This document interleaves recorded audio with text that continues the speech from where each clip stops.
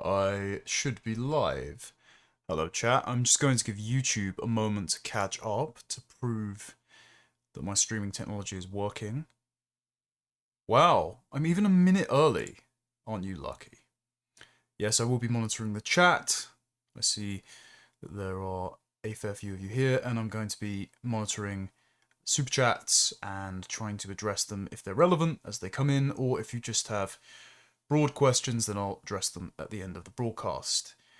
One thing that I will address before I start is last week I put out a poll saying when is most convenient for me to stream for you, and everyone said Saturday, and so I streamed on Saturday, and then the following Saturday I didn't stream. And it's not that I've broken my promises, there's I think, a legitimate reason for that, which we'll mention shortly. But suffice to say, it's been a rough week, and I hope you all had a slightly better week than I did.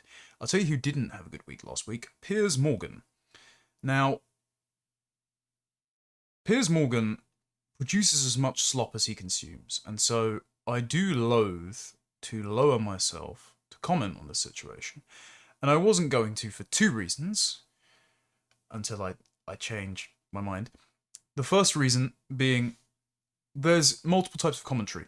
There's commentary that deserves an article, long form, considered essay. There's commentary that deserves a live stream, a bit more intimate like this. I mean, my live streams get between half to a tenth the viewership of my usual videos, but in many respects, they allow us to address more long-lasting content, they allow us to politically strategize, and they often accrue an audience of only the initiated, which is why I like to take the hit in terms of viewing figures, in terms of monetization, because I don't do these streams for that. I do it so that we can all collaborate and bring ideas together.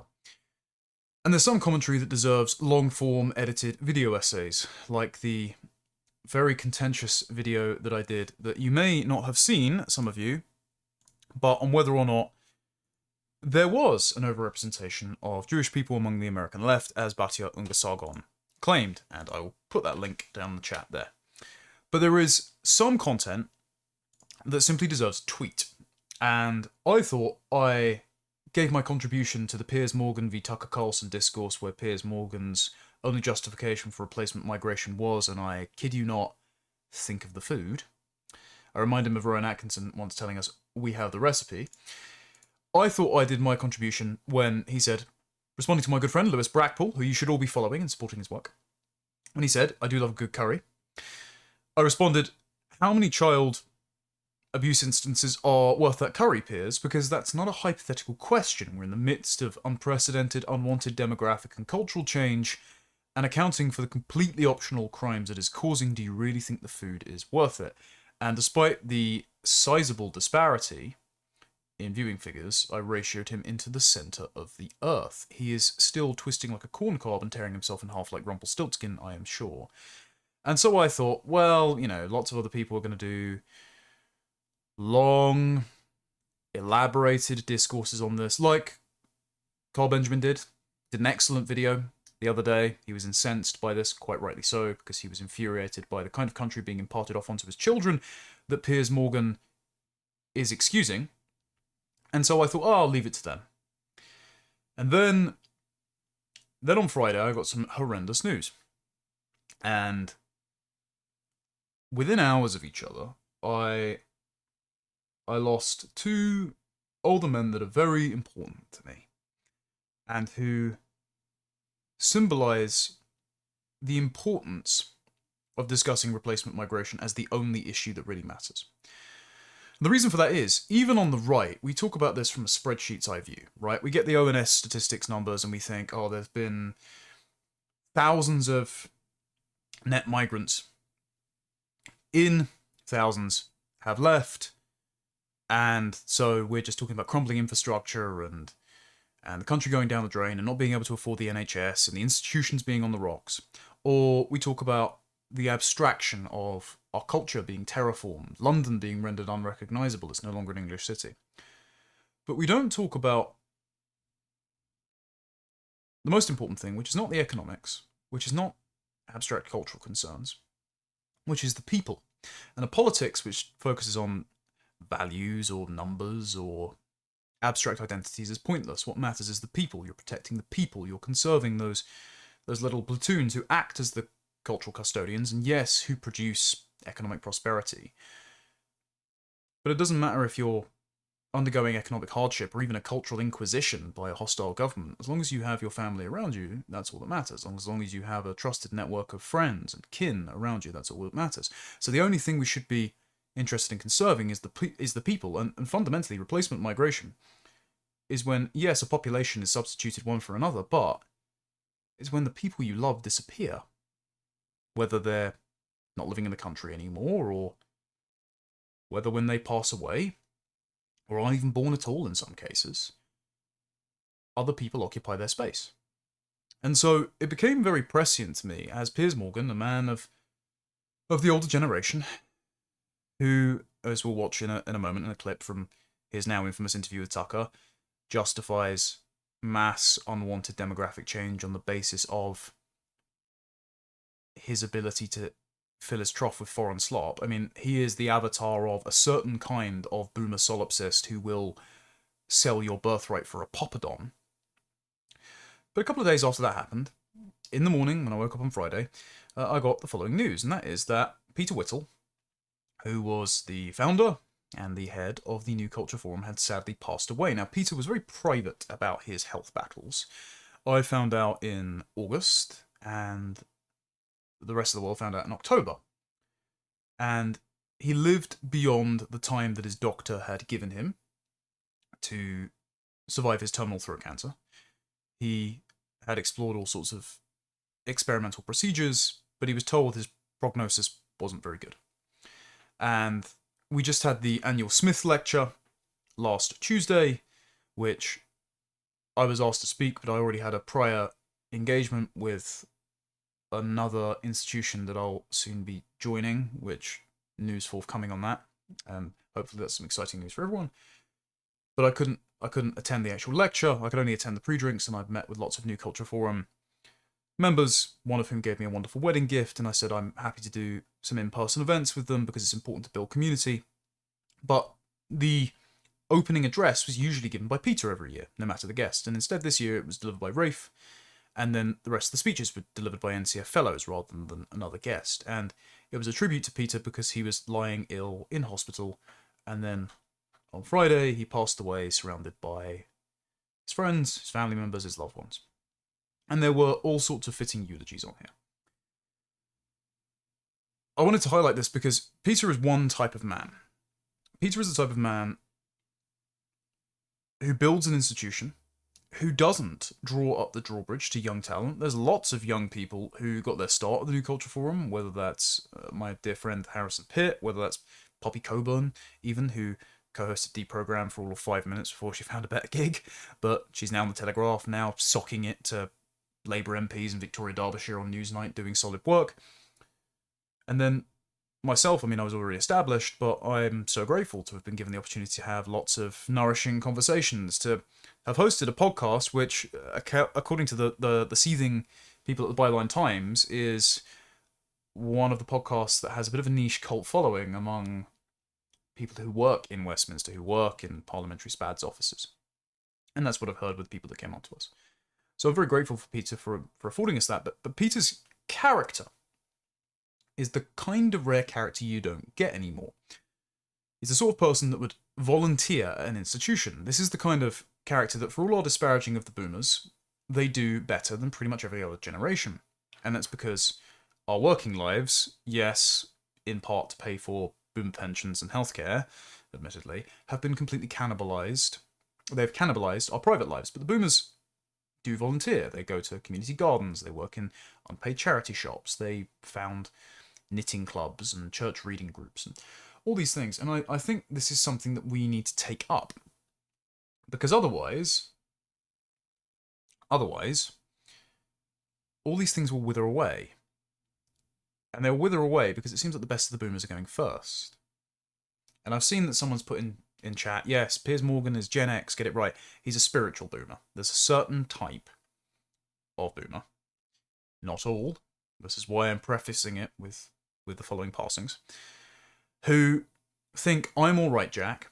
who think that they've invested in institutions that were in their infancy as they were born and grew up, and who think that because they paid comparatively little in as the institutions went on, in very different economic, demographic, and cultural conditions, that now they should receive an extensive payout that the state can't afford, especially because they themselves had fewer children than their parents, and who, many of whom voted against these problems, but some of them didn't, who will justify the state of the country so long as they are taken care of, because they took the demographics and the cultural settlement that they grew up with for granted and now don't recognize the different conditions. Peter was not one of these people. He was very anxious about the kind of country he would leave behind, because Peter, as a gay man, did not have any children. But he has lots of acolytes, lots of philosophical offspring, if you will, who are grateful to the landscape that he terraformed. And Peter was a very different man to the other person I lost on Friday, but Peter was through and through a Londoner, but he was a certain type of Londoner. He was a West End Londoner. He was more Soho and theatre and opera. I'd actually never, if you can believe it, despite accusations of me being posh when I first joined the Lotuses, I'd never been to the opera before. Last December, rather than the Christmas party, Peter, making good on the promise of the New Culture Forum, took us all to a cultural event. He took us to see Tosca at the Royal Opera House. Very nice. Very cultured. That kind of thing is withering away with a certain kind of generation passing, with a certain kind of considerateness going as our civilization becomes rapidly low trust. And the reason interests in those cultural endeavors and the reason that that high trust society is waning is because of demographics. There are not just fewer people, but there are fewer people of our kind. Englishmen, Europeans, heritage Americans in the States. And so there is a certain way of life that is passing into history and that threatens to be lost entirely if we don't remember it. This was the second loss of the day. The first loss of the day was my grandfather, John. And I don't talk about my family on here because I've only ever had positive interactions with people in public that have recognised me in the past, but people have recognised me, including around the area where I live. And it only takes one person to stew away with resentment in their bedroom to make life difficult for you. And I don't want any of my family to be targeted for something that I've said on the internet, despite me being a very sensible man. But my granddad got up every morning and watched everything I did, so I hope he wouldn't mind me saying. My granddad was also a lifelong Londoner. He was born in the East End and only moved out when they were building up the estates in, Kidbrooke and Eltham and Bexley, and made it a bit easier for people who lived in the bombed-out blitz of the East End to pursue economic mobility. But he always went back and visited his sister and his brothers near the original Roman Road Market, in an area that's completely changed now, He worked very hard all his life. He had 4 kids. He worked on the newspaper printing presses. He worked at meat markets 7 days a week. And he was a patriot through and through. So I went to his house today to see my nan for the first time since he passed. And out front, flying in true Operation Raise the Colours fashion, were the Union Jack and the English flag, the St George's Cross. He actually went to the Unite the Kingdom rally. He was a proper telegram boomer.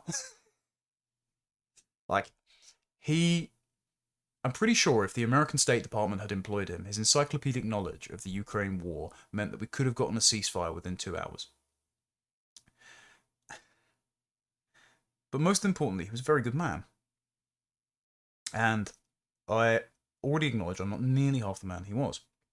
And I wouldn't be half the man I am without his influence. I mean, he taught me how to shake hands. He bought me my first chess set. He dressed far better than me. He showed up to my wedding in a suit that utterly mogged me, which I learned he had tailor-made, and we're going to bury him in.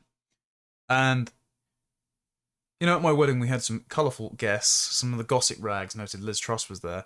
But of all the people that could hold court, it was him. All of the Zoomers in right-wing politics that you know and love, guys, were sat around listening to his stories all afternoon.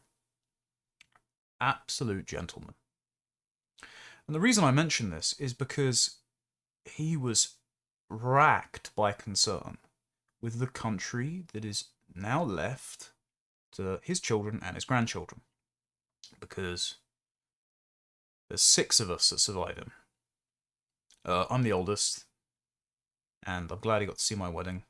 I'm gutted he didn't get to see his first great-grandchild, but that's how things work out. But the reason I raise this is not to emotionally dump on you all, even though it's been difficult. Is to say that I am well aware there are plenty of boomers out there who do care about their grandchildren. Do you know why I know that? Because I've been lucky enough for 27 years to grow up seeing 4 of them pretty much every week.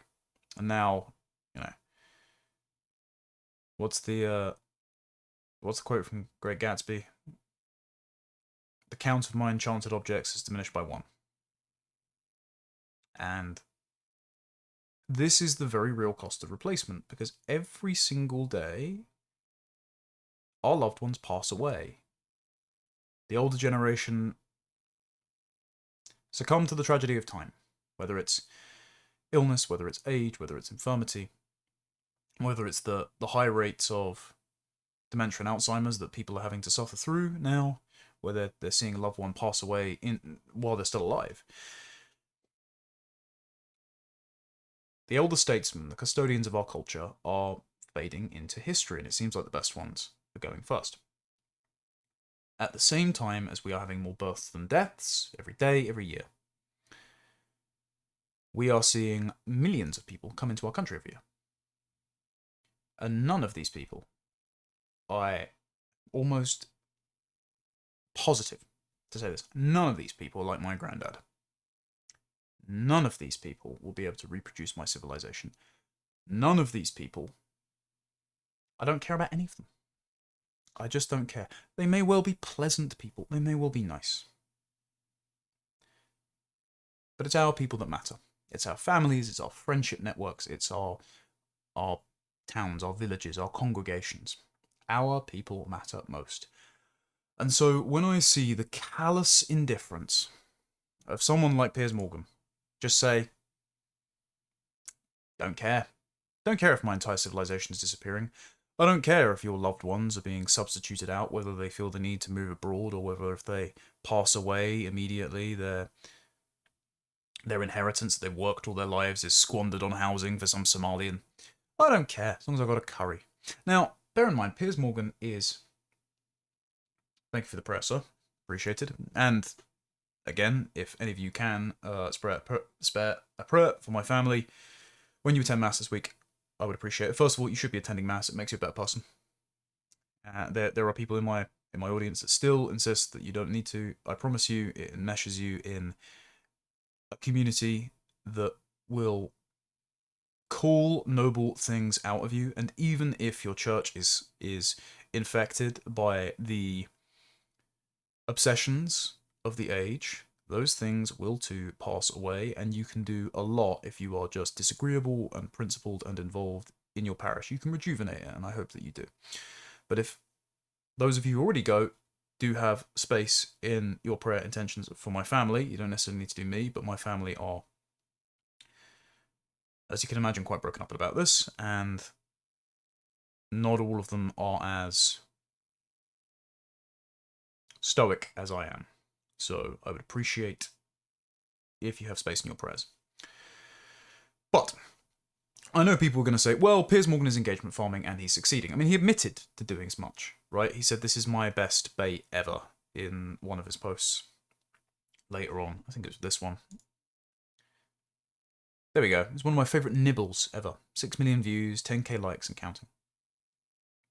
Piers, it might all be a game to you of farming engagement, to farm monetization, to capitalize off the pain and anguish and frustration that people have over the loss of possession of their country because you can retreat into your leafy mansion in Surrey or fuck off to your mansion in Los Angeles.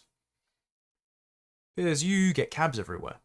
I know this because I once did Piers' show, and despite having a, very successful clip, went super viral, didn't get invited back. Was it something I said? Usually is. But I know Piers Morgan gets cabs everywhere. He doesn't get the tube. I can imagine that Piers has the money to pay for private security should he need it at his various homes. He doesn't clean up after himself. Probably has maids and chefs on staff. Hence why he likes the curry. He's got all his bills paid for. He never has any money worries as long as he lives. He got something like 18 million to sign on to Talk, which then was such a budget expense that it basically capsized the station. Everyone else got laid off except for Piers Morgan. He's still got his studio and he's got a massively successful YouTube channel, just seeking the lowest common denominator rage bait to outrage farm debates every day on subjects that you're basically no business talking about. This might all be one big joke to you, Piers, but it's not to me. Because I, and many others of us, are now down family members due to the passage of time. And it's all the more bitter to lose said family members when you know that the space that they occupied in your home is going to be taken up by a total stranger to whom your civilization means nothing. That the money that you're working to spend on your own children in the same way that your grandparents did, the money that they worked to save, hoping to spend it on you one day, is all going to be taxed and spent on some foreign layabout who's come into your country to steal from its dwindling largesse, usually commit high levels of violent crime, and not reproduce the same civilization at the end of it, either out of habit or spite, either out of a vindictive ethno-religious attempt to take over your country and contort it into some sort of favela or caliphate, or just throwing rubbish on the ground, spitting in the street, showing a complete lack of civic sense. They turn your country into the mouth of the Ganges. And I can tell you now, the way that my granddad kept his house, his front garden, the care and consideration he showed to his neighbours, that is not being replicated by the newcomers. And so, Piers, whether or not you are just engagement farming, whether or not you really do care more about you getting a curry than the condition of our neighbourhoods, our towns, our cities, the integrity of our families, the survival of our people, whether or not it's sincere or it's just clickbait farming, it is evil. It is evil. Because you are either encouraging or profiting off the complete desolation of a people, a way of life, a civilization. It's not even fiddling while Rome burns, it's much worse. And so you might accuse me of being hyperbolic or bitter, given circumstances. But whether or not he is sincere, whether or not he's just grifting, I cannot state to you how late the hour is and how unwanted this is. And this is why I think the level of vitriol has come out from Morgan's asinine, formerly anodyne comments to Tucker Carlson, and then his doubling down afterwards, his gloating. Because, as I said in my response to him, the crimes of immigration are inextricable from the supposed benefits. So what he is saying in his rage bait farming responses, but also in his mask-lifted, off-the-cuff comments to Tucker Carlson, was that I don't care if your daughters are abused. I don't care if you're demographically replaced. I don't care if London becomes a minority English city, so long as I can eat foreign food. That is the extent of his views on the matter. He doesn't care as long as he is fat and happy, and he, crucially, can escape the consequences of the policies that he advocates safely from within his own sliver of the Overton window, taking all of the safe transgressive opinions on issues like free speech. Oh, we can't have censorship because that would stop my show. but we shouldn't be mean to transsexuals. Oh, we can't criticise Islam, that would be Islamophobic. Oh, you don't like immigration, but have you considered the kebabs? He can continue advocating from all of that, while having at all times the golden parachute to pull to fuck off to anywhere he pleases, and a sufficient level of solipsism, emotional psychopathy, that apparently he doesn't care what happens to the homeland that he's imparting off to his children. Well, do you know who did care? My grandfather, who made a hell of a lot more sacrifices than you have, Piers, failing continually upwards in your media career, being an utter parasite on people's pain and suffering in the tabloids, and now turning very real, pressing issues into a spectator sport. That's why people hated everything that Piers Morgan said. So, thank you to those that say that we're in your prayers. I appreciate it. So, I'm going to shift gears, and I'm going to go through, playing and pausing, the following sort of 2-minute section from this interview that he did with Tucker, Piers Morgan. Now, I'm also going to criticise Tucker here, because I enjoy Tucker's interviews. I think he's a very good interviewer. I think Tucker has some incoherence in his worldview, though, and I think it's because Tucker has inhabited the frame of Israel critics, because there are very legitimate criticisms of Israel, and the overrepresentation of Jews in progressive movements in the 20th century. See my most recent video on that.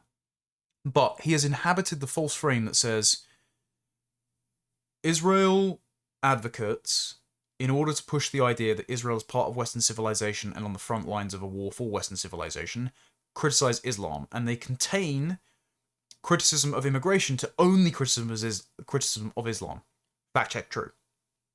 Therefore, criticism of Islam is what Zionists want you to do, so I shouldn't do that because criticism of Islam is an op. False. Think about the near 1,000 years of war between Muslims and Christians from the 6th century to the 17th. Well, no, 7th century to 17th. I mean, the Muslim occupation of Spain for hundreds of years wasn't to do with Israel. The Pakistani grooming gangs is nothing to do with Israel. That is just anti-white, anti-Kafar hatred emanating from cousin-marrying Biradiri clans imported into our country because of a landslide in the 70s that, again, had nothing to do with adventurous foreign policy in the Middle East. Like, the Pakistani grooming gang issue is completely disconnected from the Israel issue. Undeniably, neoconservative foreign policy disrupted the region and led to a large volume of Middle Eastern migrants from Syria, Libya, Iraq, Iran, etc., passing through Libya after the toppling of Colonel Gaddafi and then causing the migrant crisis of 2015 to, continuing now. No dispute from me there. The Pakistani grooming gangs have nothing to do with that. And when Tucker says, oh, I have more in common with the Bangladeshis than I do the white leftists in your country, or I have more in common with the Pakistani cab drivers, I hope you don't, Tucker, because the Bangladeshis are turning Whitechapel into literally a Bangladeshi slum, a third world colony, in which local councillors are campaigning to be Bangladeshi MPs back in their homeland, and literal Muslim mobs that are masked up, chanting for jihad against Britain, nothing to do with Israel, because the likes of UKIP march through and desire remigration, which is justified. They do that in Whitechapel, nothing to do with Israel. The Pakistani cab drivers were, and still are, the trafficking nexus for girls abused by the Pakistani grooming gangs. So, criticising Islam, barbaric, false religion, disgusting, bunch of heinous practices, have been at war with Christians for 1,000 years and hate us. It's not mutually exclusive to questioning America's, or Britain's for that matter, relationship with Israel, or complaining about the presence of left-wing Jews or even Jews on the ostensible right, who push the double standard of Israel gets to be an ethno-state, but you have to be liberal, multicultural, and take in all these Muslims that we say you can't live by. So, just want to put that out there beforehand so that it doesn't seem like I'm not addressing that particular elephant in the room. But Tucker takes Piers to task on the fact that London has been demographically transformed beyond recognition. And do you know why I know that? Because I've lived here all my life, Piers. and you've lied to Tucker's face. And we want to pull apart some of the things that Piers has said here and refute them, because if Piers was telling the truth, the following that we're going to discuss about demographic replacement would not be happening.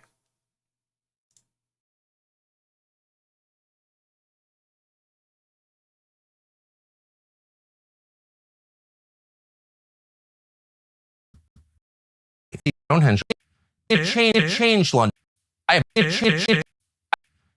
This was not a communist country, but I'm just saying Britain voluntarily joined the war.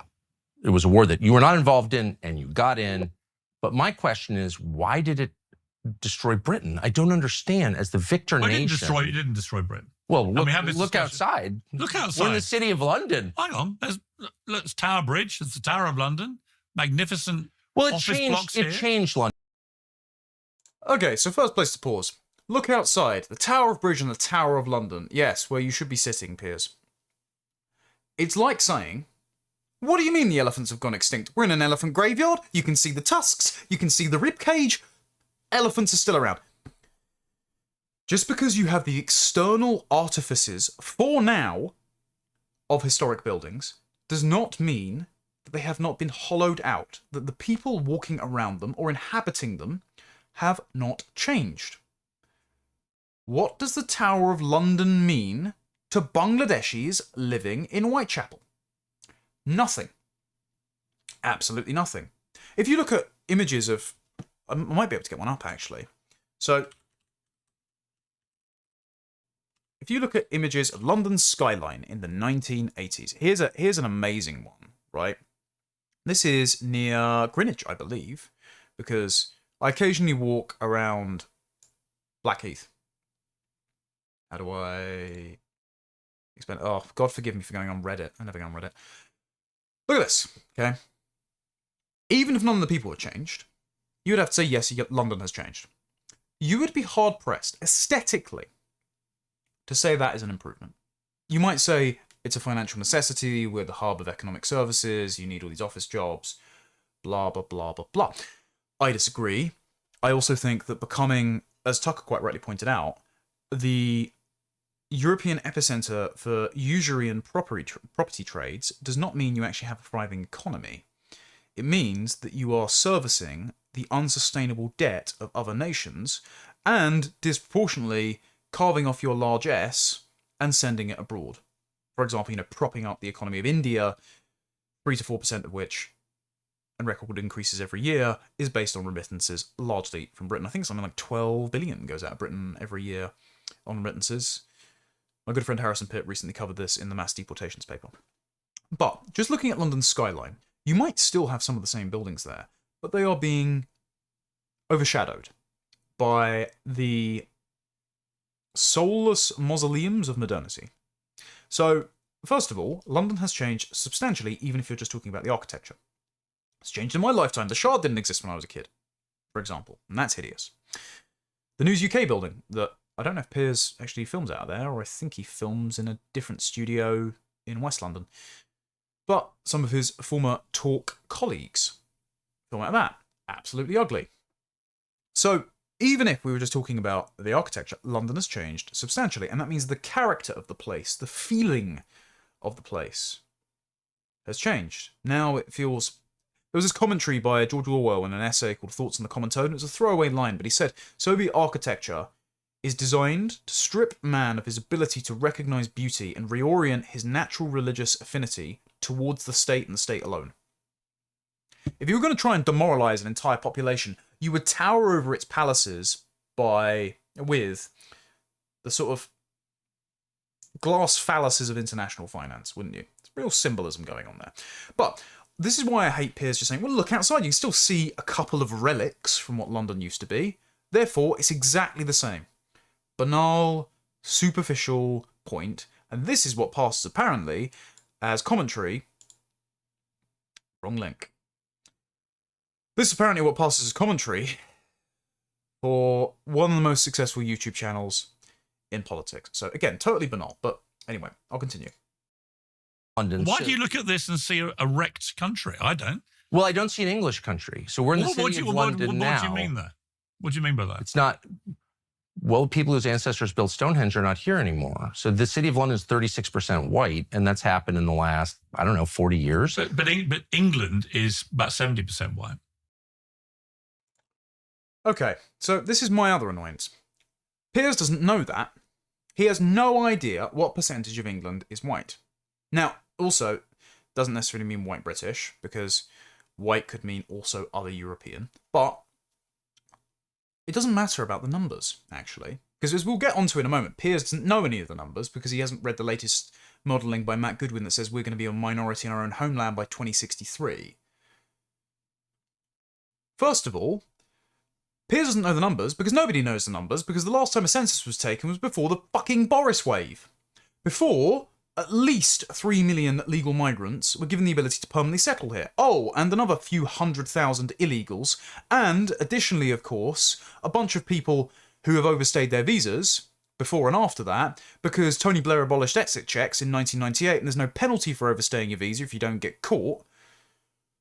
And they're harboured in these random ethnic enclaves as well, so we actually have no idea how many people are in the country, let alone the percentage of natives that are still in the country.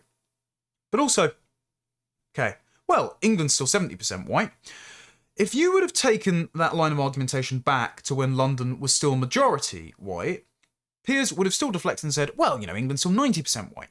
Okay, is it not a concern that there's been a 20% reduction in that, I don't know, 20-year period?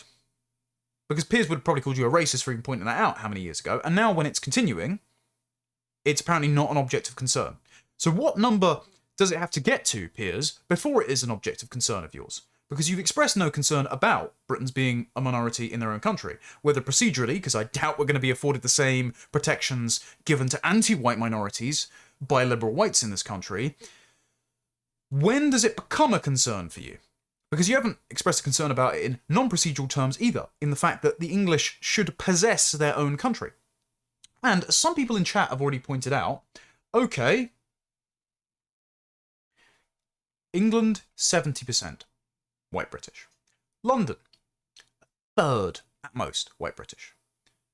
It used to be 99.9% and nobody wanted it to change. Literally nobody voted to become a minority in their own country, aside from a few, frankly, demographic terrorists who hate themselves. The types of people that George Orwell was writing about in Road to Wigan Pier. The sort of sweater-wearing socialists who want to order the world like a chessboard. Or was it Lion the Unicorn?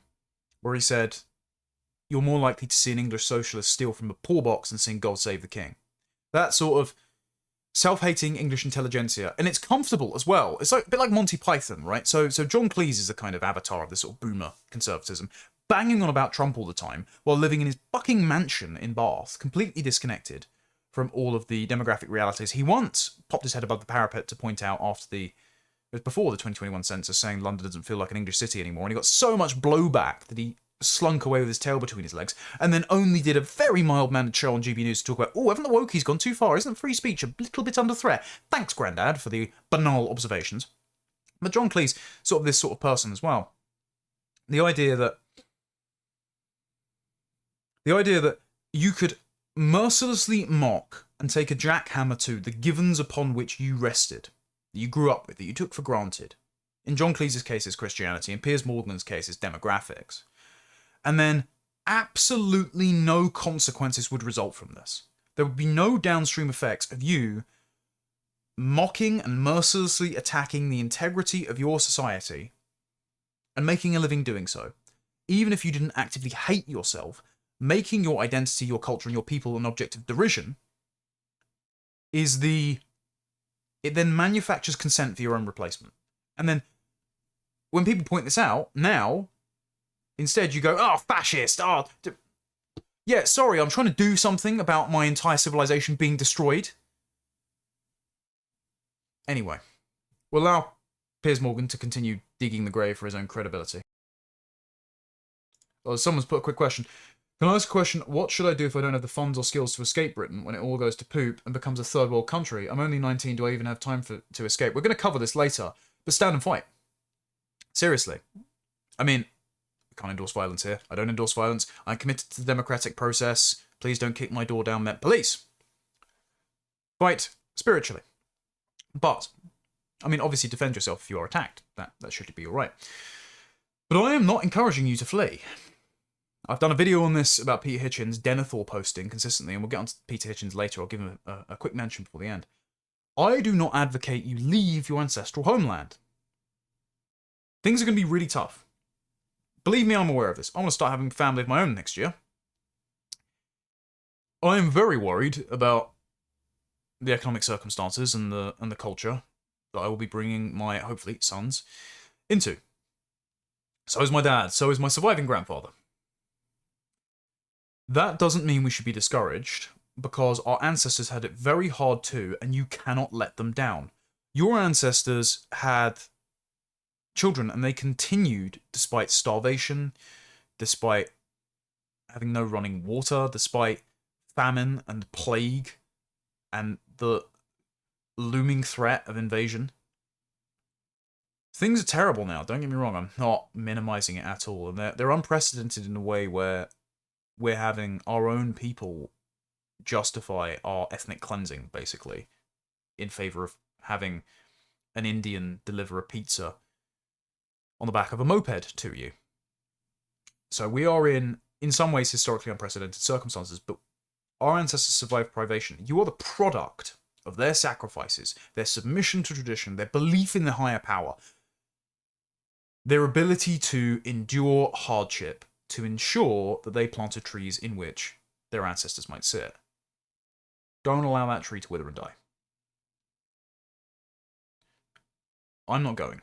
Literally, unless I am forced out, unless the State Department has to evac me to America. And even then, I would only be living in exile, longing to return. So my advice is stand and fight. And people go, oh, that's easy for you to say, because you're... No, actually, I'm not really that fortunate. I'm really not. I don't make much money at all. I'm not very well insulated. I've just got my family and that's it. I'm actually in the same position as a hell of a lot of you. Oh, you must be really well connected. Have you not seen how I've been cancelled from literally everywhere recently?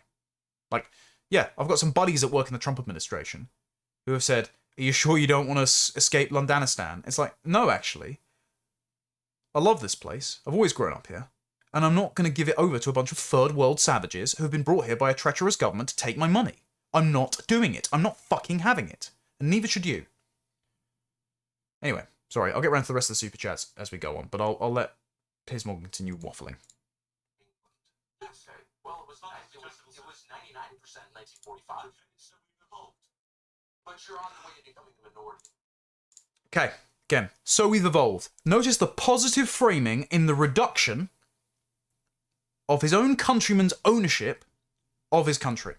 It's the same thing as when Bill Maher spoke to the guys at Trigonometry and said it's a positive thing that London has become minority white. Or when he and Sharon Osbourne were laughing it up about how the English are no longer present in their own country. They will inevitably become a minority in their own country.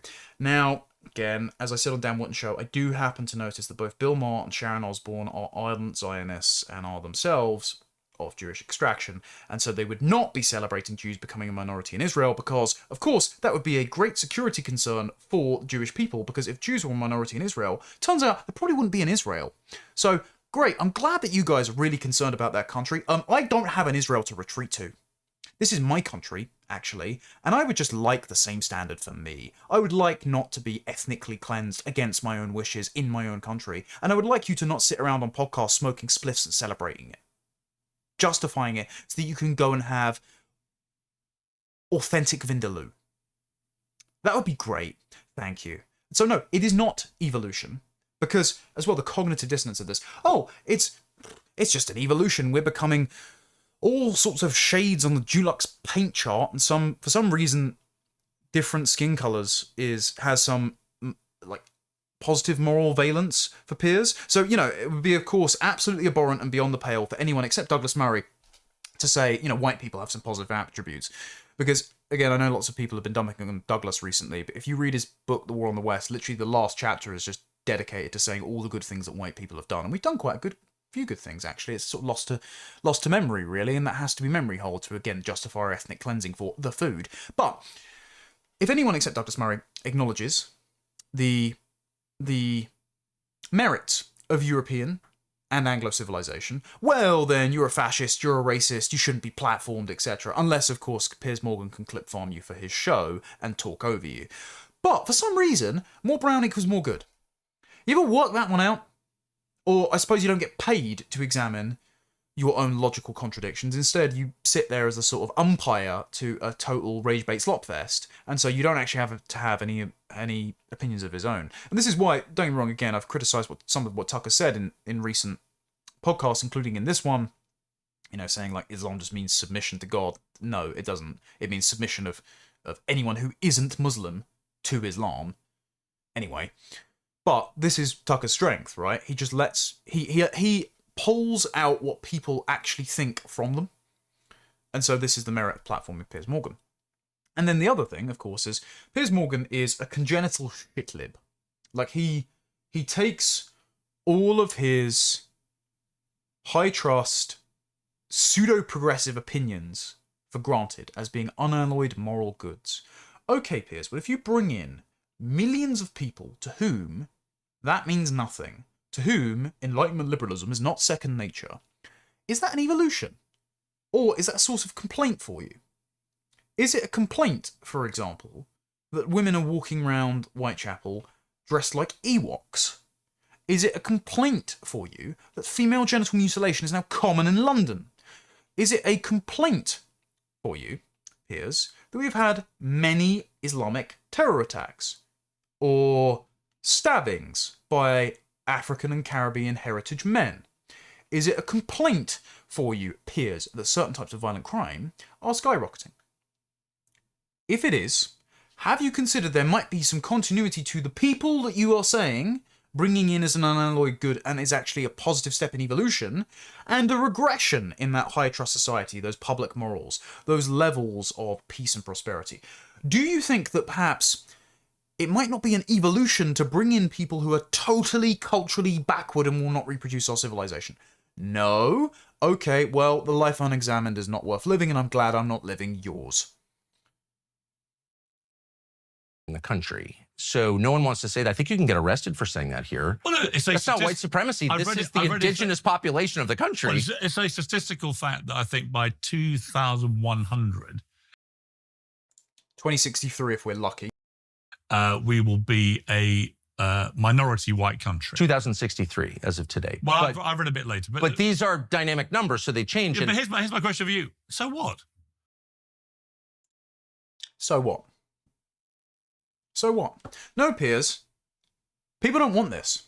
The people don't want this. We've always voted against it. This is why Reform are topping the polls, despite them currently not having a plan to reverse this, and I don't think having the courage to reverse it. There are some good people in Reform, but I don't think it's going to get done. I think ultimately they will stem the flow, but eventually the dam will burst. This is against the express wishes of the British electorate. It has always been against their wishes. It has been against their champions like Enoch Powell, who was pilloried by the Tory party despite his speech, when polled, being overwhelmingly popular with the majority of the public. Nobody wants to be ethnically cleansed from their own country. Nobody is that sadomasochistic. So, you saying, so what? No, the burden is on you to justify the persecution of the English, the demographic and cultural erasure of the British indigenous people in their own country. The burden is on you to justify why this should happen. And you know what happens? When you are pressed on the reasons why it should happen, you come up short because you can only justify it with the food. And you know that's such an indefensible position because then you proceed to click farm it, enraging people on X, profiting off the fact that people are feeling infuriated and frankly fucking desperate about the country that is being imparted off onto their children, where they will be a persecuted minority in their own ancestral homeland. So what? How about fuck you? And I'm sorry for swearing so much, but my grandfather would never have dared to say so what to his children and his grandchildren inheriting this kind of country. Anytime I went round and visited him for a coffee, please God, if you have the opportunity to do so, even if it's just to call them or to drop in on them, take every opportunity you can, because I regret not taking or taking one more recently. Would have been lovely to see him again. But you could set your watch to the seconds it took to descend into an extended rant about what these mob in Westminster are doing to the country. It was the thing you cared about most. That and walking around in what looked like, frankly, a PE kit, right? He wears shorts and a vest and long socks while he was doing his gardening and his painting. But you could set your watch to count down to when he would express his concerns about the country. And he never would have dreamed of saying, so what? He never would have dreamed of saying what Sajid Javid said, there to Nigel Farage, when Nigel Farage used to talk about demographic concerns, had the temerity, bravery to do so, back when the 2021 census came out. He never would have said what Boomer Tice said, oh, well, I'll be long gone by then, who cares about us being a minority? He never would have said that. And so, it is infuriating that the good men that care about it are passing away, that the young men following in their wake have this as their most pressing concern. It is demographic and cultural concerns are as pressing to our generation as economic concerns were to the Thatcher and Reagan generation. And to be told by their elders, who gatekeep every institution, who hoard the wealth like Smaug, and yet demand even more, and say that if you don't want to pay infinite amounts of taxes for, the 2-child benefit cap for Fatima and her 10 kids, or for NHS and the pensions to uphold the holy institutions, which we're never going to get a payout from, well, then you're an entitled snowflake and you're no different from the woke. So what? How about I want to impart something better than what I was given to my own children, Piers? How about that? How about I want your kids and grandkids, Piers, to grow up in a peaceful and prosperous England that was recognisable to you and the one that you grew up in? How about everything that you took for granted, we want to get back because it was better, Piers? That's what. How about we don't get ethnically cleansed in our own country and have you be wholly indifferent to it? How about that? Well, let me refer to the beginning of our conversation when you said that the people who live in a country define the character of that country. And then you said, yes, all the things for which we were famous and in which we had pride, like our stoicism, our concern for others, our tidiness, the cleanest country in the world. Now it's pretty filthy. Yeah, it's almost like there's a predictable result importing people from third world shitholes where they just throw rubbish out in the middle of the road and fill entire rivers with refuse, that suddenly you just get a really, really dirty country. All those things change when you get new people moving there. You said that. I mean, you're the racist, not me. So I'm just using the parameters that you set. I did not say that was down to you didn't say white people coming to the country. Well, it is.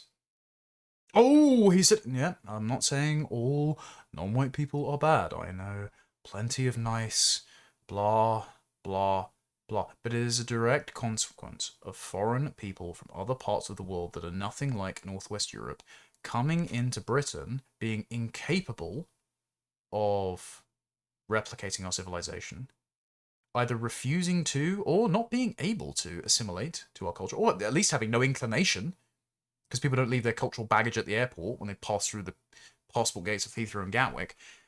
And so, out of pure habit, they just do what they did in their homelands, and countries are the way they are because of the people living in them. And if you import enough people from that country, they don't become your countrymen, they just recreate their country in yours. So yeah, it is because of that, Piers. What now? Oh, he said an evil thing. What now? Okay, now that we've acknowledged that truth, and I don't care that you're offended, we should act on this and ensure that no more come in and the people we don't want here leave. And that is a popular position. And you know what? The reason it's a popular position is because no bloody politician bar Rupert Lowe says it. Nobody else other than Rupert Lowe also, by the way, has the I don't care what they say about me response to when they're called a racist, or when they're called a fascist, or when they're called any other set of names by people who have absolutely no moral credibility because they've ruined the country.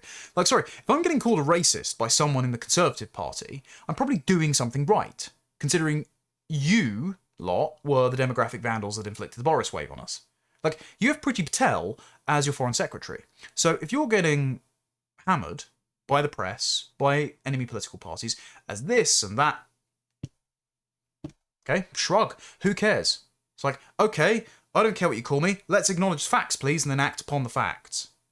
So, yes, Piers, it is because people, largely from non-white but mainly non-Anglo-Christian countries, have come into an Anglo-Christian country, and even though we have a sense of cultural amnesia about our historical faith and the merits of constraining one's appetites regarding drinking and gambling and fornication, even though we've got that slight amnesia among our own domestic population, we can still revive that. And there's still a general texture of goodwill among Brits. You'll still get sort of secular pensioners walk around with sort of grab a stick and pick up the rubbish in their front gardens. There's a guy that does it down my road, an absolute gentleman. You know, we wouldn't be there without him. My granddad used to do the same thing. My dad does the same thing. You know, cuts the grass verges when the council don't do it. Things like that. If you import millions of Somalians, millions of Nigerians, millions of Indians, millions of Pakistanis, not only do they not share anything between themselves other than largely a mutual hatred of white people because of sort of the long hangover of colonialism, and therefore they think we can go to the state and steal their stuff. But also, if they share nothing in common, they certainly don't share anything in common with us, and so they won't reproduce our civilization. So yes, Britain is a worse place with all those people here, and so we should revisit whether they or not they should be here. That's who I lived don't here. believe that. No, but that's what you said. You said I said there was creaking pressure on public services no, coming from the increased but population. you also maybe foolishly admit. So this is the part that Carl actually picked up on in his video on this. Lots of immigration concerns are only phrased in logistical terms. Oh, the roads, the trains, the sewage, welfare, the economy, the NHS, our holy NHS, which, by the way, there's no more symbolic false god than the NHS, because which book was it? So it's James Barr's Lords of the Desert. He actually traces the conversations between the US and the UK at the time, which said that Britain's mandate over Palestine was given up, and that led then to the sort of Suez Crisis and the breakup of the empire, the handing over of being the dominant global superpower to America, and the establishment of the Commonwealth, which then flooded Britain with third-world migration. All of those things were done, and it began with giving up mandate over Palestine to establish Israel in exchange for more Marshall Plan funding from the Americans to establish the National Health Service. So the expansion of the socialist welfare state in Britain, which has become our new deity, our new negative foundation myth following the Second World War, as well as the Windrush rocking up, supposedly meaning we're a nation of immigrants stretching right back to the Norman conquests and the Viking invasions. Curious to characterize both of those as immigration. That, the NHS, is a direct consequence of our desolation as a global power, and us basically renouncing faith in Britain as a great nation. So, sod the NHS, I don't care. Again, there are nice people working in it. Some people have gotten good treatment with it. You know, I mentioned my wife the other week, saying, please pray for her, she's unwell. She had some heart trouble, she was quickly seen, and it turns out to have been stress-related palpitations, and so she's taken some time to relax. Mercifully, it's gone down, but she was seen quite quickly. But the worship of institutions is, again, a very particularly boomer thing. And I know Piers is older Gen X, but he's a spiritual boomer. And I see this even among some boomers I love. Because they were promised that this sort of social safety net they paid into all their lives would be there when they reached the age that their parents and grandparents were when they set them up in order to support them. And so the entire country is reoriented in order to serve those institutions, which then serve a particular class of short-term beneficiaries at the expense of the country's longevity, the security of its demographics, the integrity of its culture, the ability of it to spawn thriving families, and also its economy. And this is why, I'm sure if you did some opinion polling on this, it would be very revealing. This is why, among younger demographics, the opinion is basically, let the NHS burn for all we care. figuratively speaking, of course, we just don't care about the NHS. It's not a sacred cow to us. We would butcher said sacred cow and eat it because we are starving. We're not expecting a state pension to be paid out. Private pensions are about to get taxed to the hilt if you do actually make prudent financial decisions. Thank you, Rachel Reeves, the recent budget. So I think it's like, if you pay £2,000 a year into a private pension, anything after that gets taxed. So your contributions are also taxed after your income is already taxed that you're using to pay for the private pension. Oh, don't worry, you'll also be paying mandatorily into the state pension via national insurance, which is also paying for the NHS. But by the way, the budget is so massive for both of those, we're going to take it out of general taxation as well. And we're going to keep growing the GDP by growing the population in order to grow the debt, even though it's more expensive to borrow, and basically launder the bill for these inverted pyramid Ponzi schemes off onto the next generation who haven't even been born yet, many of whom aren't being born. Don't worry, guys. We'll all just mortgage your futures away for something that probably won't even pay out to you. Yeah, you should worship the NHS. Nope. I don't care about these institutions. The institutions can completely collapse, and we can live among the rubble for all I care, as long as we are the same people. I am not getting demographically replaced just so you can have an NHS. Not happening. So, and as well, and Eric Kaufman wrote about this in White Shift. I should have got the passage up to prepare. But one of the theses of White Shift is that cultural concerns about immigration are primary, and they are often coached in economic terms to avoid accusations of racism. And do you know who helps launder these accusations through the media, making this noxious climate of censorship and shunning? Oh, Piers Morgan, who has attacked people as, and I'm not saying this to be mean here, tepid as Tommy Robinson, who says, you know, you can be British and English without being white, which is, I'm sorry, it's impossible. Unless you're just going British as a legal fiction, which is basically meaningless. Even someone as tepid as Tommy Robinson, he's calling him a racist thug and far right. So Piers Morgan has built the climate of censorship that has immobilized people from resisting mass migration, which has then hollowed the culture out from within and depleted the economy, in order that he can cling on to his sacred institutions. But if the people who sustained the culture that made the institutions possible no longer exist, then you won't have the institutions either at the other end of your mass migration experiment.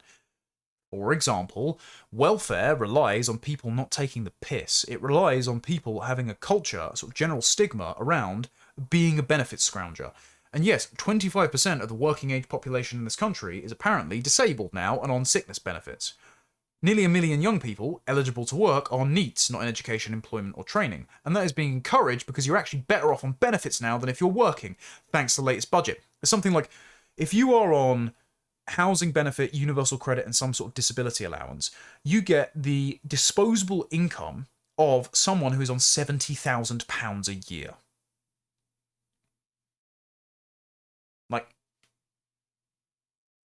everything they do is to penalise the successful, to redistribute it to the resentful and their immigrant client groups.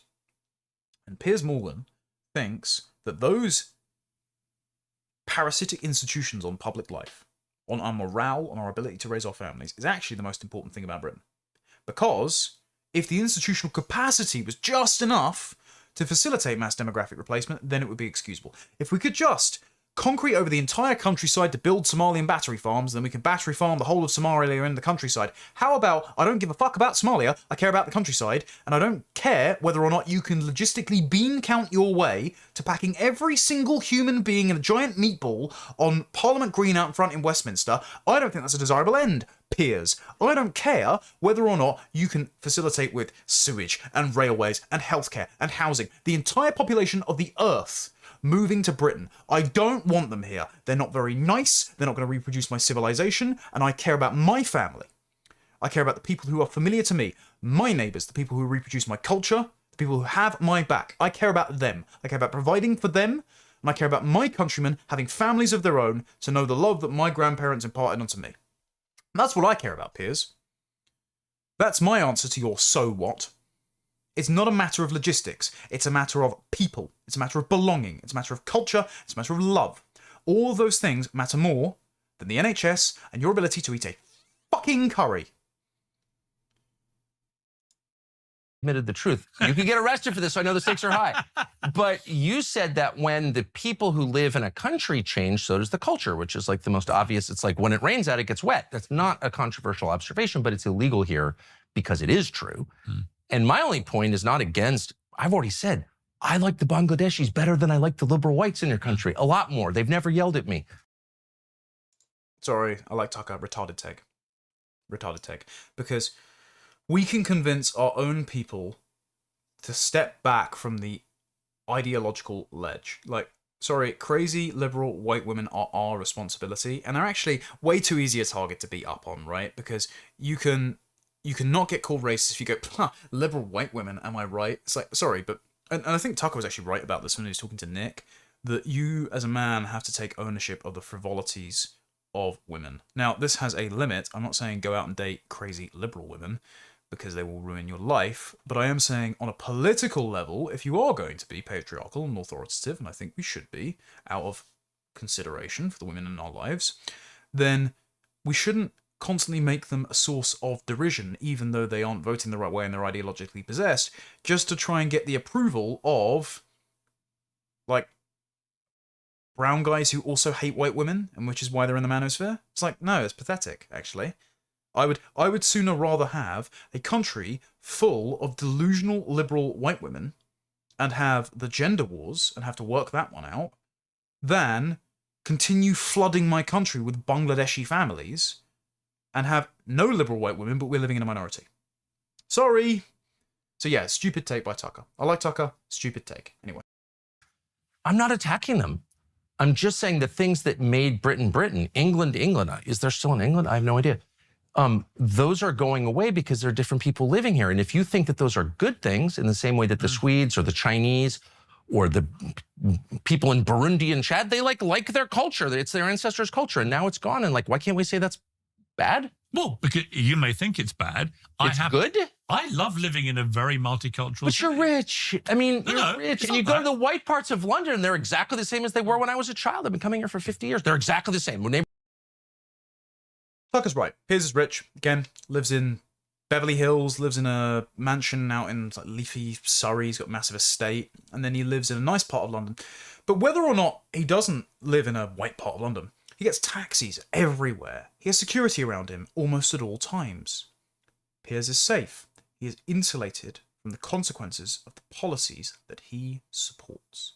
So Piers, as much as people were saying in the chat, Tucker's basically a tourist, that's why he doesn't really care about, you know, Pakistanis and Bangladeshis. Piers is a tourist in his own country. This is what Christopher Lash was talking about in Revolt of the Elites. Wealthy, cosmopolitan elites have a relation to their own country that's exactly the same as a tourist, which is why they support multiculturalism, because they can dip in and out of these various cities like a bazaar and then retreat to the leafy homogenous suburbs, which is why all of the English shires are voting for Liberal Democrats, because they never have to interact with the diversity that they advocate importing. It's literally demographic NIMBYism. Like, not in my backyard. Yes, refugees welcome, but not here. Not in Bath, not in Oxfordshire, not in Surrey, not in Kensington and Harrow, even though that's where a lot of the social housing is at the moment. So basically, you know, anywhere with a Gale's bakery, you can basically rely on them being pig ignorant of the downstream consequences of the demographic vandalism that they support. Piers Morgan, no different. Everyone I'm saying is exactly the Which same. do you think is a white part of London? I'm not going to tell you. Well, that's a little test for you. Which area of London do you think is white? All of them 50 years ago. Do you not think there's a problem, Piers? That people like my grandparents, who used to live in the East End, born and bred there, in the bomb sites of the Blitz, they have basically been ethnically cleansed from their own areas. Do you know what Poplar Limehouse is like now? One of my grandparents, born in Poplar Limehouse, right near where the Olympic Stadium is, actually, and was basically delivered by the midwives who are fictionalised in BBC Call the Midwife. That entire area was white.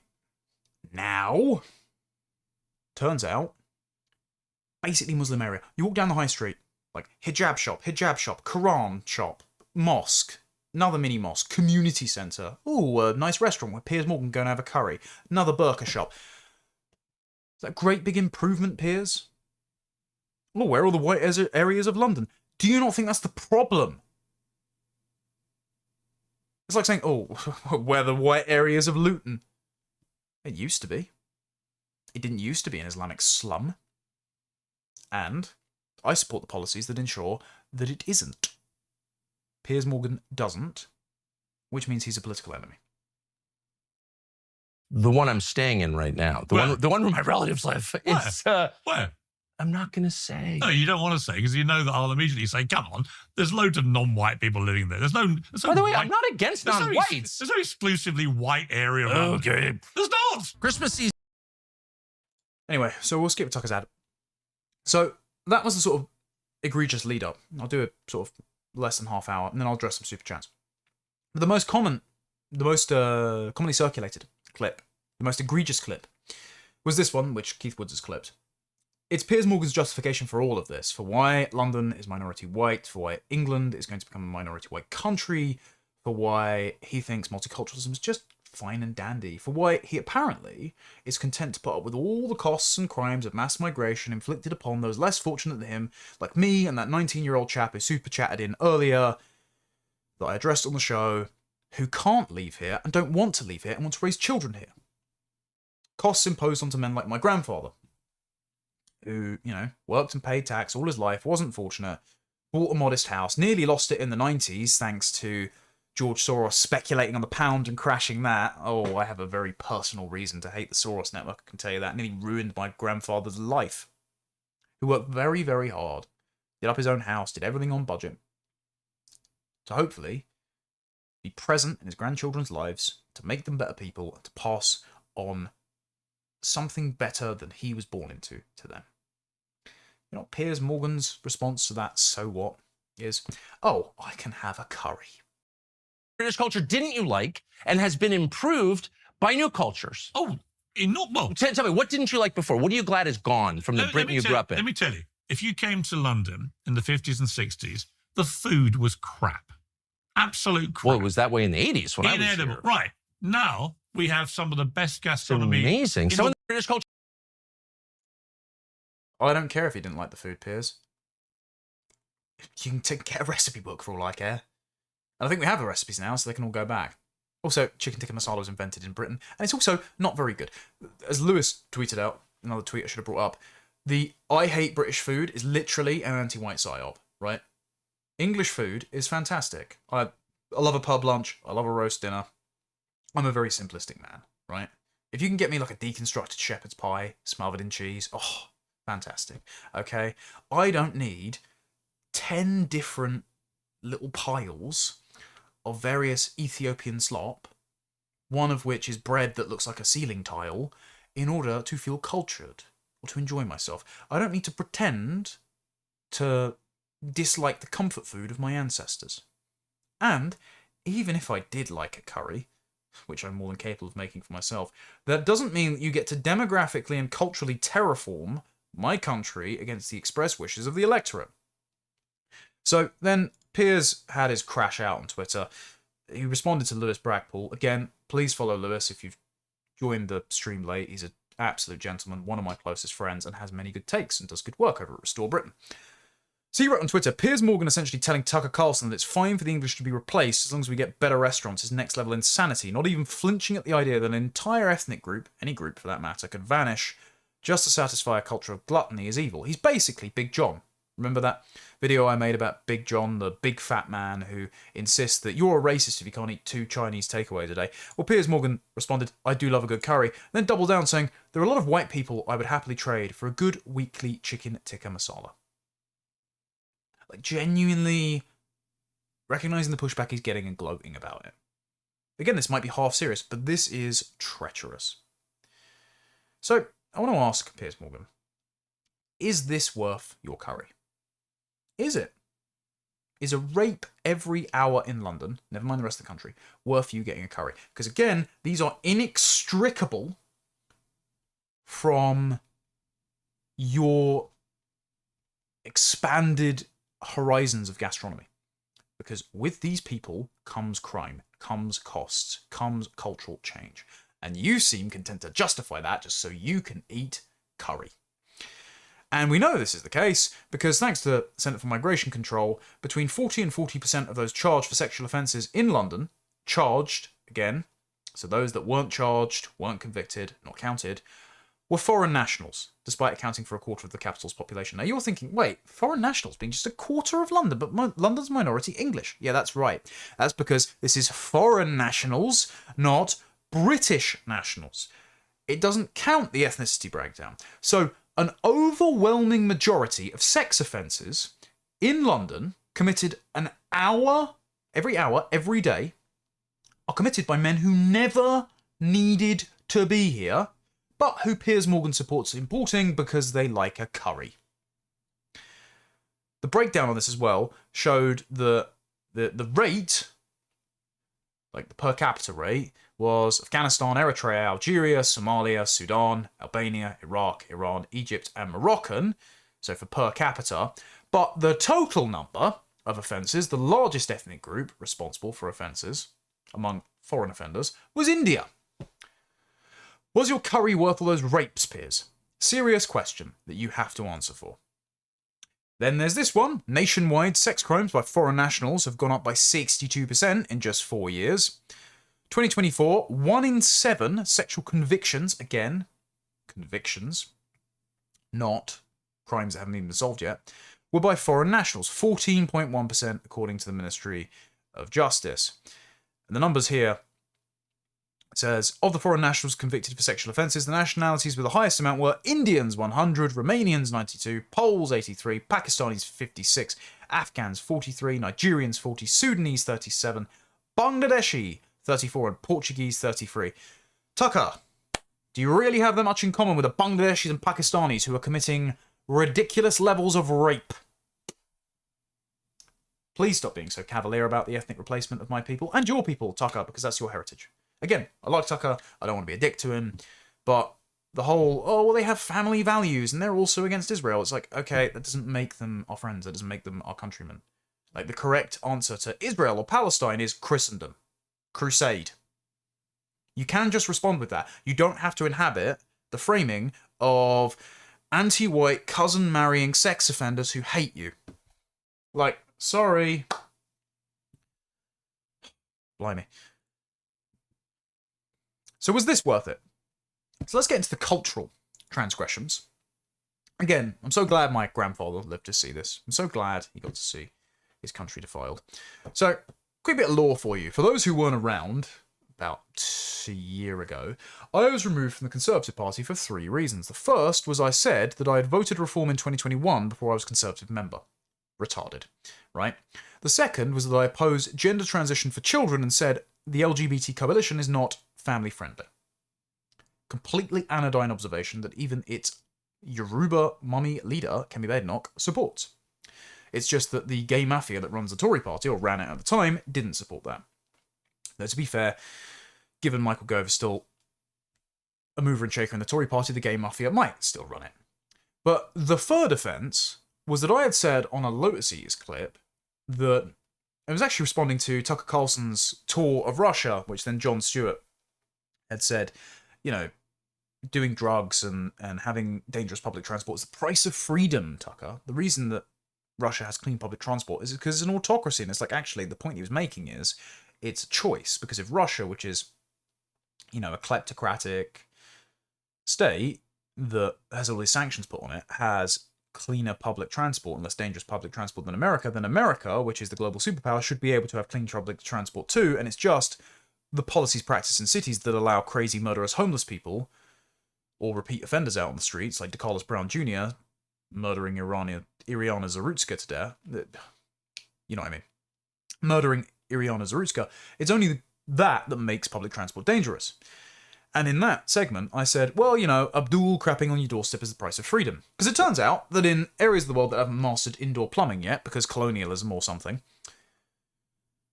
I'm sure the Romans, you know, the only reason the Romans mastered indoor plumbing was colonialism, I'm sure.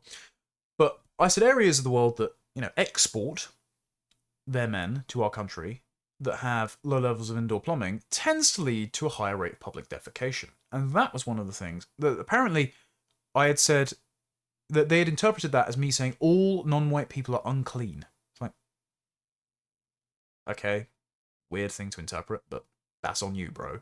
But it is interesting that, you know, if you're just a man about town, as this person who forwarded this photo to me was, if you're just walking through Hyde Park, turns out the more people from the Indian subcontinent you import, the less they poo in the loo.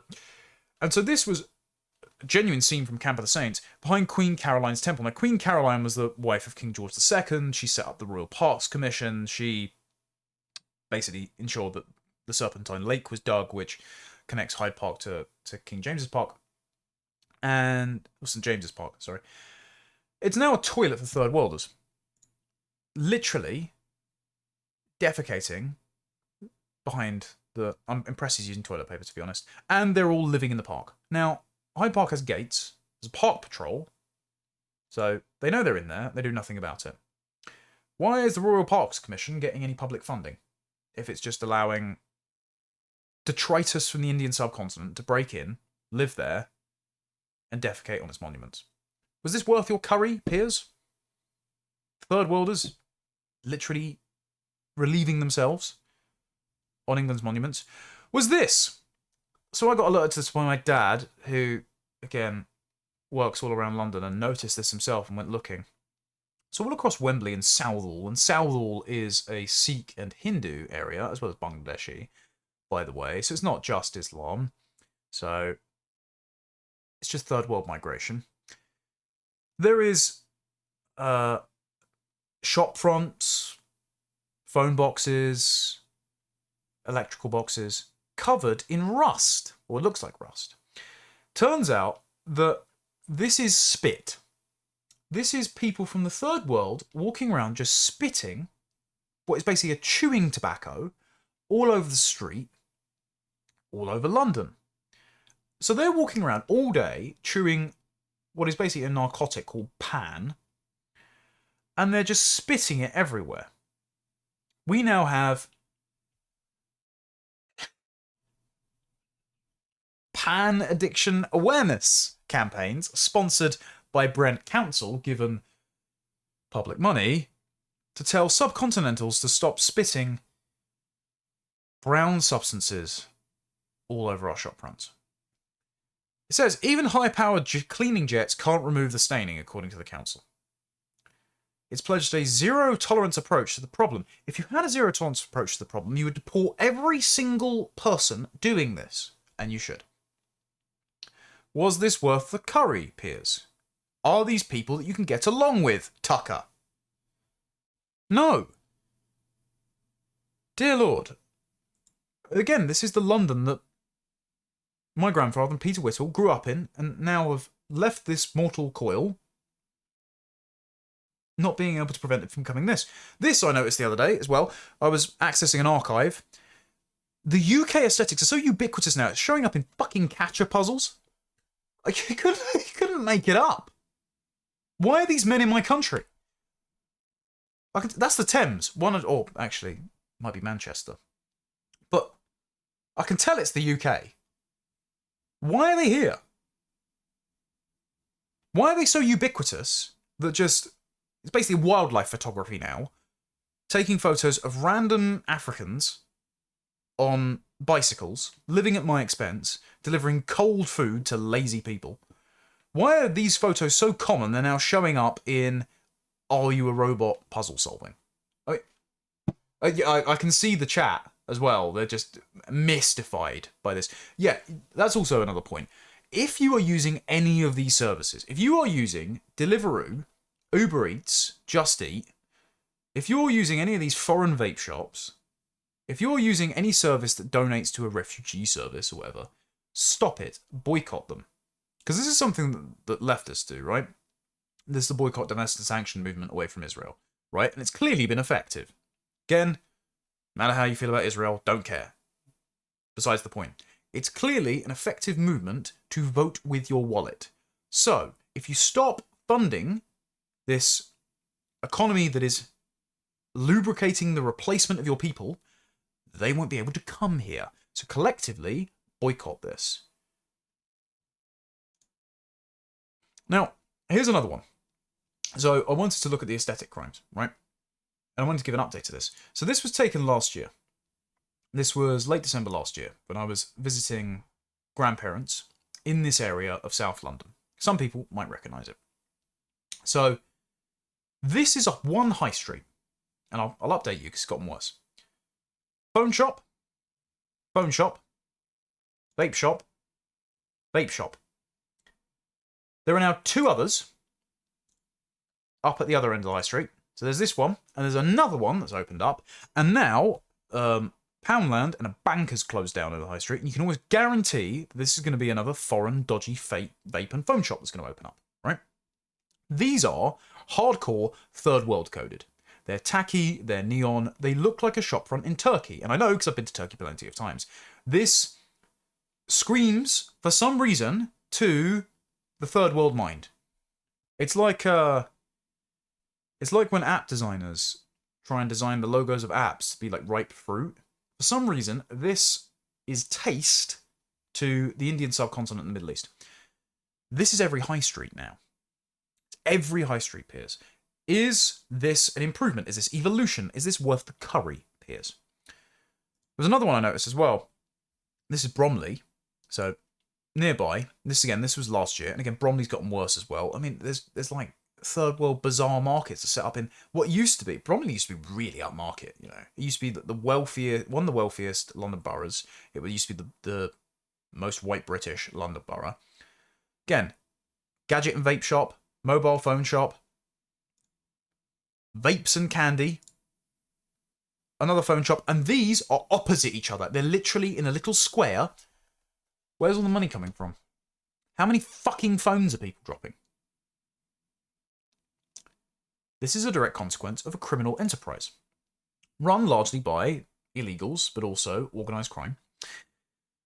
BBC did an investigation on this, and the summary of the BBC here was, during the investigation, they found an asylum seeker, legal migrant, who says his claim was rejected, trying to sell a shop to an undercover reporter for £18,000.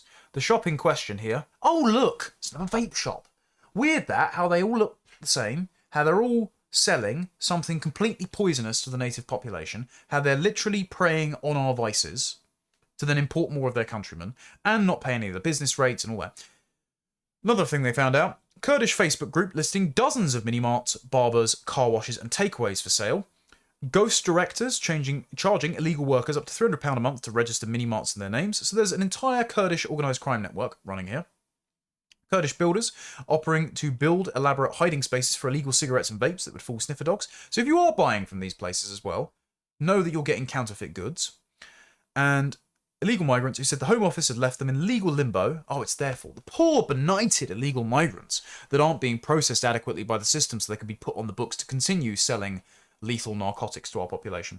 Working 14-hour shifts in mini-marts for as little as £4 an hour. Oh yeah, the problem is these foreign criminals aren't getting the minimum wage. Get fucked, BBC. How about that? These people shouldn't be in our country. These shops shouldn't be open. They should all be banned. Every last one of them. They shouldn't be poisoning our people. They shouldn't be in our country. And the other question is, and this is something that I want to investigate, I might loop my friends in at Restore Britain about this. Who in the council is approving this? Because anyone who's tried to set up a business knows, and I've spoken to people that have done brick and mortar businesses, it's an absolute ball ache to get anything past planning permission, isn't it? You've got to make sure that you've got disabled access, and the doors are this height, and the windows are of a certain grade so they don't shatter and injure people, and you've got to have all these regulations.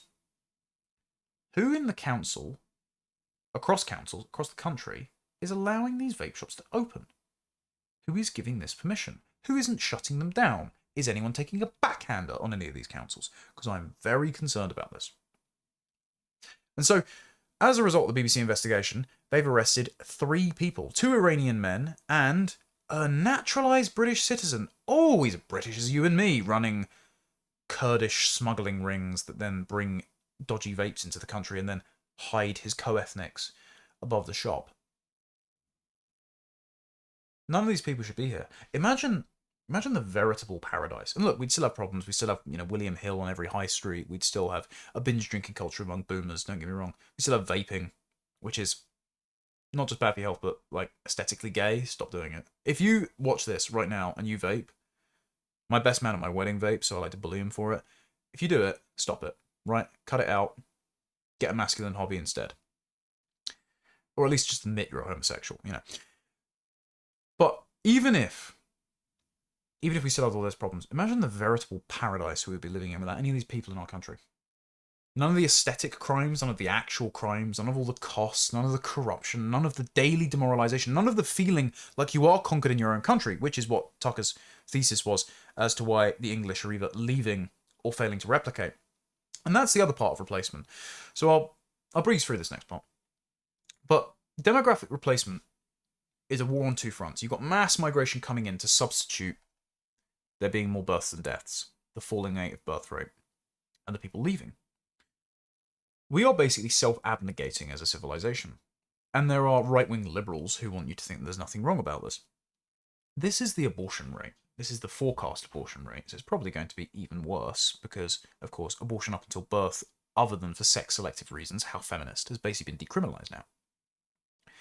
1 in every 3 pregnancies in the UK is aborted. And it's higher among natives. Way higher among natives. 1 in 3 births is now to an immigrant mother. 1 in 4 is to an immigrant father. And that's not broken down by ethnicity again. So, and if people are confused about the stats, the abortion ratio is per 100 births. So for every 100 births, there are 48 abortions as well. So it's 1 in 3. So, basically it's like 150, of 150 pregnancies, 48 are aborted and about 100 are born. So, 1 in 3. And that's mainly among natives. Now, part of this has been because of a sustained propaganda campaign with unintended consequences. For example, the fact that the pill actually led to more unplanned pregnancies and therefore more abortions than fewer out-of-wedlock births. And it obviously led to fewer marriages because lots of people were shotgun marriages, like, actually, I hope he doesn't mind me telling this story, but my granddad, who passed away, his first daughter was an unplanned pregnancy, and within, 6 months of meeting, they were married. And married for nearly 60 years, and I've never seen people more in love. So all of those, happy accidents have become tragedies. And the sustained propaganda campaign, this sort of war on teen pregnancy, that I'm pretty sure there's going to be a bunch of people in chat that know this, right? In all the soaps in the early 2000s, there was this war on chav. This was why David Cameron did the Hug a Hoodie campaign, but there was also this ubiquitous depiction of teenage girls getting pregnant and then deciding whether or not to have abortion or having the kid and struggling.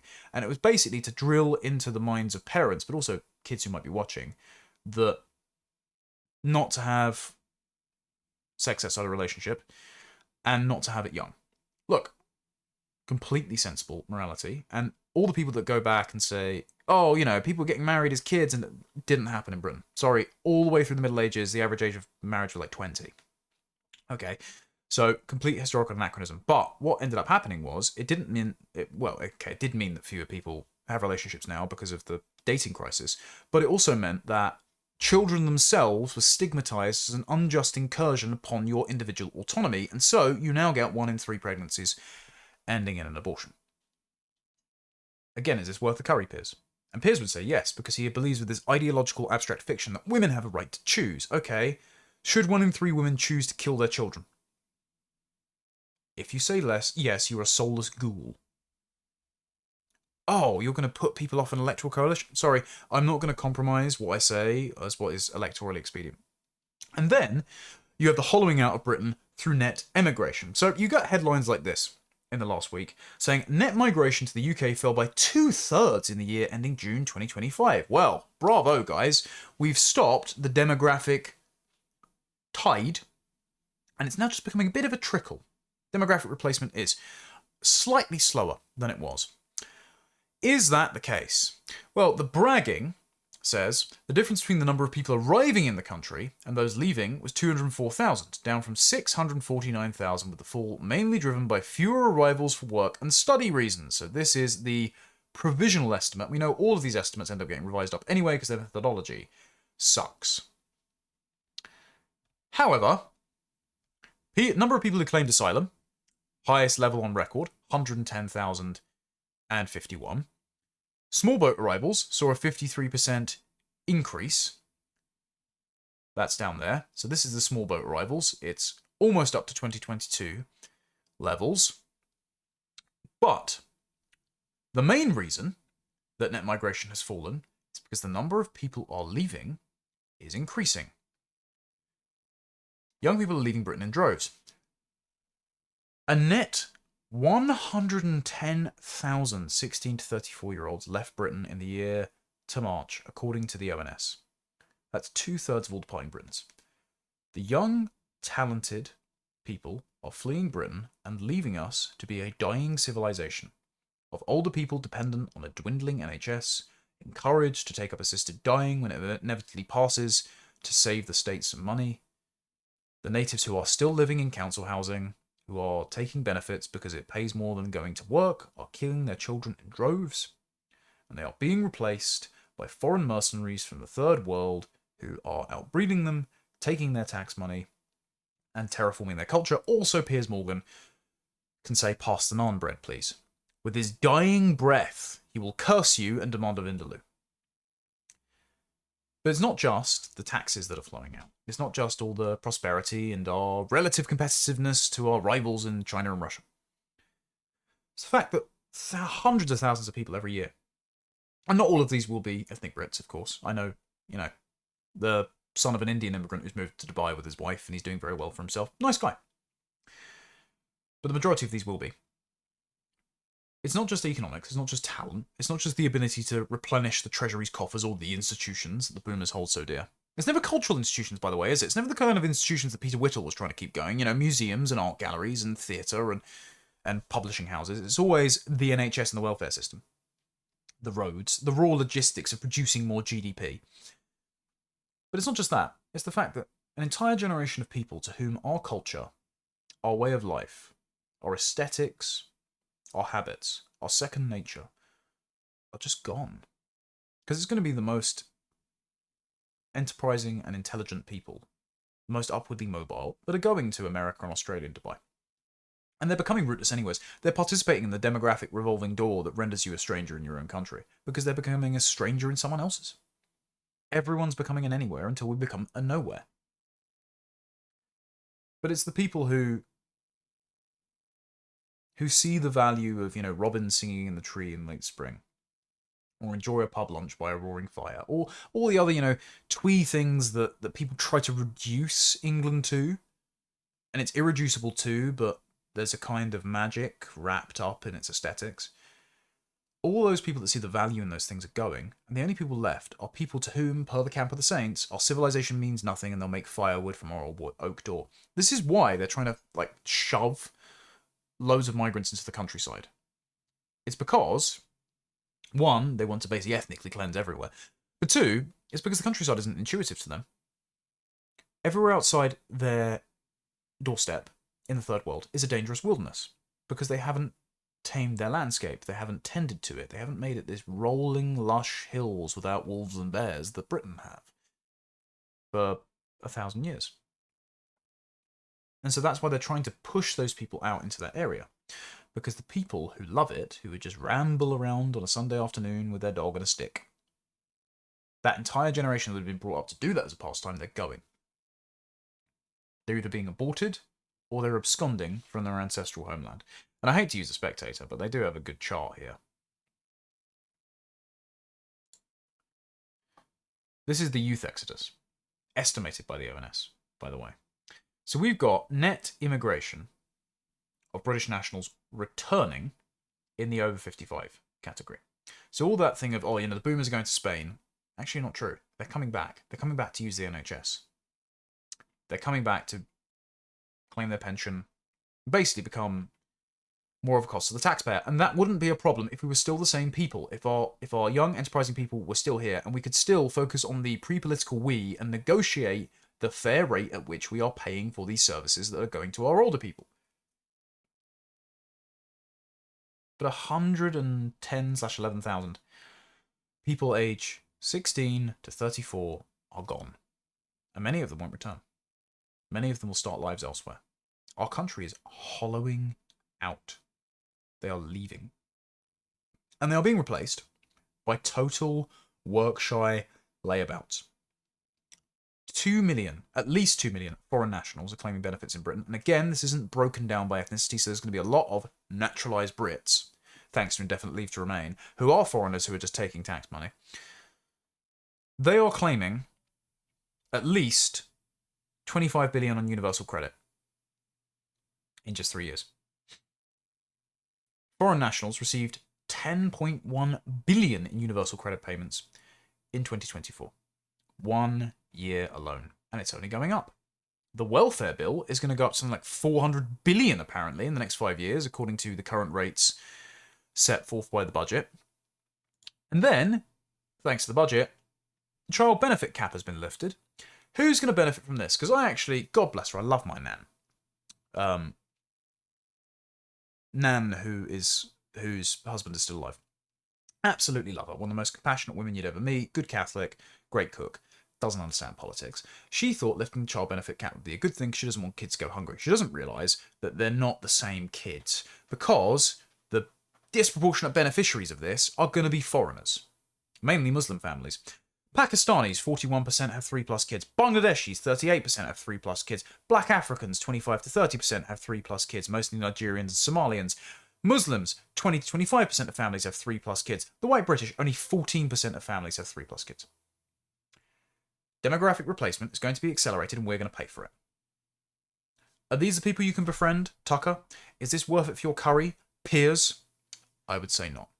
And, well, that's mean. How do you know that they're going to be the disproportionate beneficiaries? Why would you target Pakistanis and Bangladeshis? They must be hard-working immigrants who all open corner shops. Well, if you look at economic inactivity by ethnicity, oh shock, Pakistanis and Bangladeshis, a third have never worked in their lives. No, Tucker, they're not our friends. They are destroying my country. I don't like them more than liberal white women who get some funny ideas. Who we can go, oh, there, sweetheart, that's very nice. Anyway, we're going to carry on now. I consider these to be hostile occupying forces, demographic change agents who should all be sent back to their countries of origin. Why am I paying to have a single Pakistani in my country? I'm paying for these people to be here. Why? No clue.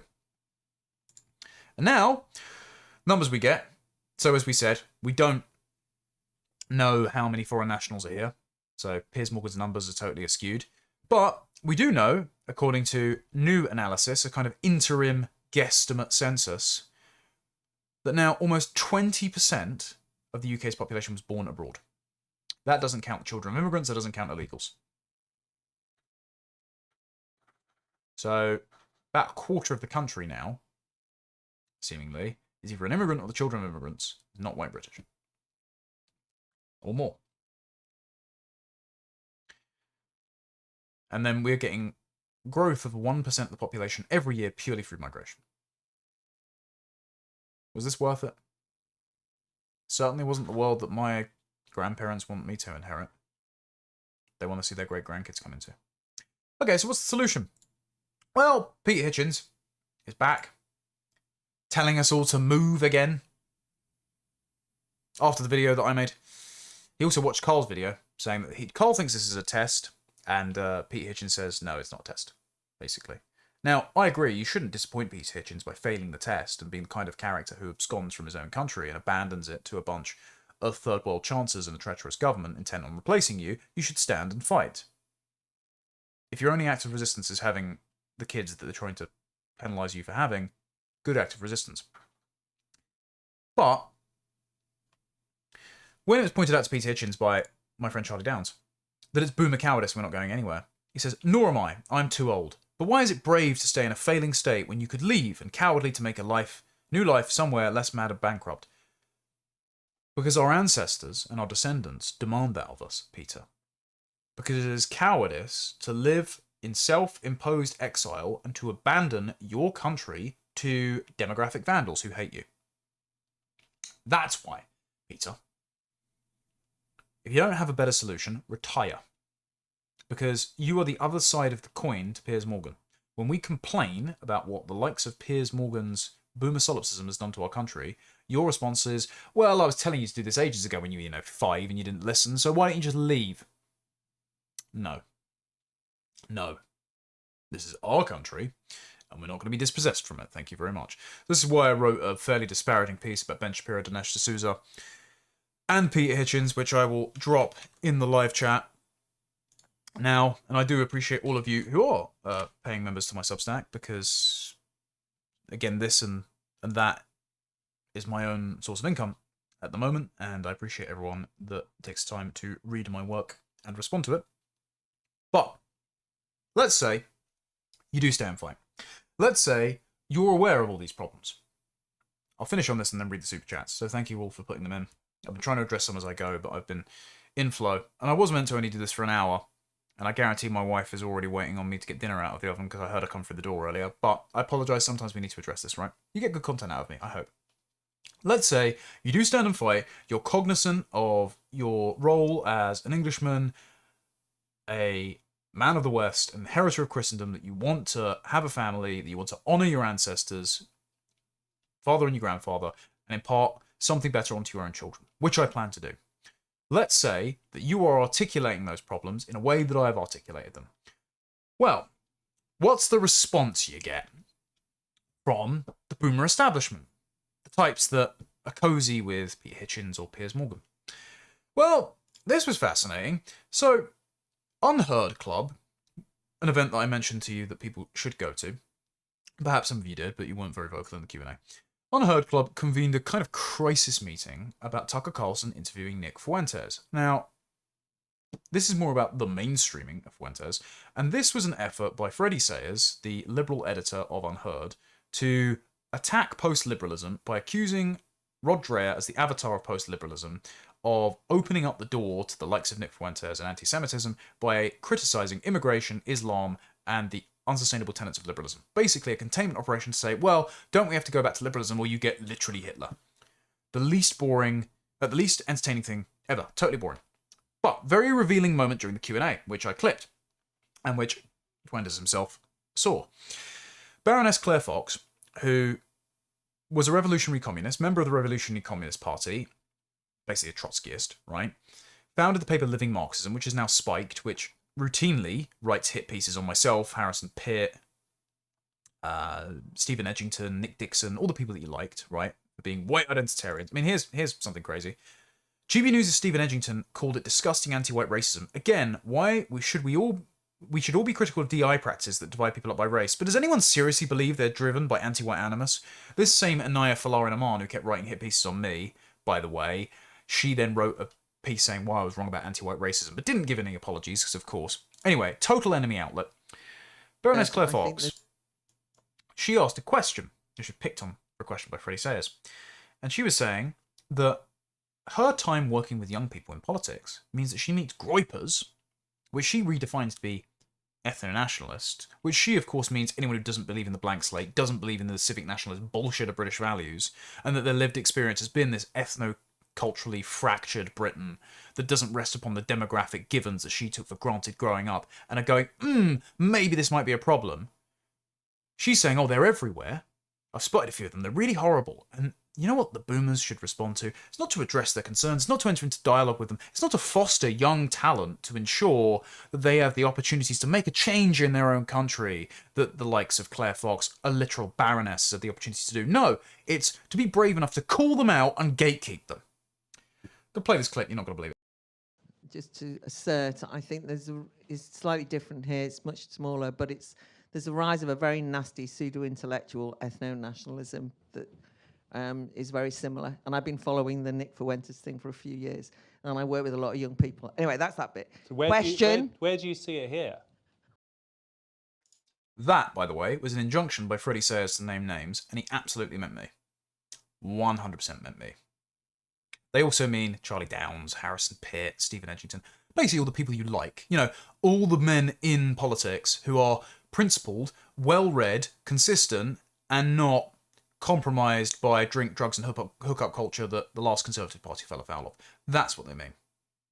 So when they say this, no, this is an op to basically stop the men who are concerned about the demographic transfiguration of their own country from entering politics, having a career, and making any change.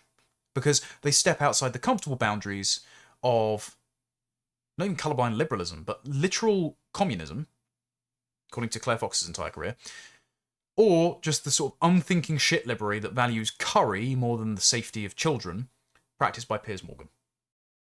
I see it all over the place. I mean, when you work with kind of, 18 to 30-year-olds, which is where I work, a few years ago I started to spot these people. And I thought, God, who the hell are they? Right? And it's difficult because we've all been called Nazis and racists, promiscuously used at the drop of a hat. So then there's a difficulty of even discussing it, because if you start saying they're racist, people go, oh, we're all racist now. Excuse me if I don't think that you're applying this label fairly, Claire, when, again, you're a literal communist. Like, why would I think that you have a solid moral center from which you can critique other people's perspectives and accurately describe them as Nazis and racists and all these other things that are beyond the pale? Why should we take your word for who should and shouldn't be allowed in the right, or the coalition dedicated to cleaning up the messes of all of the people that you consider friends in politics, like Michael Gove? No? Okay. All right, let's continue. It's slightly different here. It's much smaller, but there's a rise of a very nasty pseudo-intellectual ethno-nationalism that is very similar. And I've been following the Nick Fuentes thing for a few years, and I work with a lot of young people. Anyway, that's that bit. So where do you see it here? I see it all over the place. I mean, when you work with kind of, 18 to 30-year-olds, which is where I work, a few years ago I started to spot these people. And I thought, God, who the hell are they? Right? And it's difficult because we've all been called Nazis and racists, promiscuously used at the drop of a hat. So then there's a difficulty of even discussing it, because if you start saying they're racist, people go, oh, we're all racist now. Also, note how this isn't a moment for self-reflection if they're not buying what you're selling. Like, do you not think that the conditions that formed your political positions might have changed a little bit? No? Okay. Again, no, just stigmatize all of those troublesome young people as Nazis, racists, and fascists that should be gatekept out of institutions.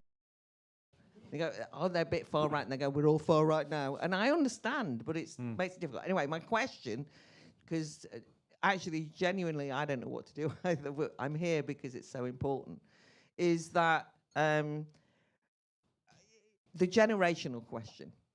Because it does seem to me that a lot of the reason for the complacency in this country and even in America is that older people feel like, a bit like this is a reflection of the left's progressives, think, oh, we're all dinosaurs and old, and these are the young kids on the block, right? So maybe we can, regenerate ourselves and rejuvenate ourselves by hanging out with these young people. Heritage thinks, oh, young people are not going to take any notice of us, but, well, maybe we'll have a few of the new kids in. And I do think that's exactly what's happened on the, all the institutions in society, where the old CEOs and so on go, oh, it's all the young people in the organisation, and they take over. What fucking world are you living in where it's all young people in the organisation? They're all genuinely, clinging on desperately to their positions in institutions and drawing up the ladder after themselves. Sorry, I've just seen a super chat here saying, I want to do a deep dive debunking the blank slate. Any recommendations of where to look, either your own work or other people's? I can do a long-form video on this if you guys are interested, on just the history of the blank slate and why it's bullshit. I'll try and keep it concise, but you know me. But I would consider reading a few things. I have done an essay on this, and I'm going to do another essay on one soon. I would consider reading Patrick Deneen's Why Liberalism Failed and Emily B. Finley's Ideology of Democratism. Those are very good primers. And also look at the content that I did while at Lotus Eaters on why wokeness is liberalism and the liberalism debates with Carl, Celios, and Josh. So anyway, I'll finish this clip. So I think that we're seeing it a bit here.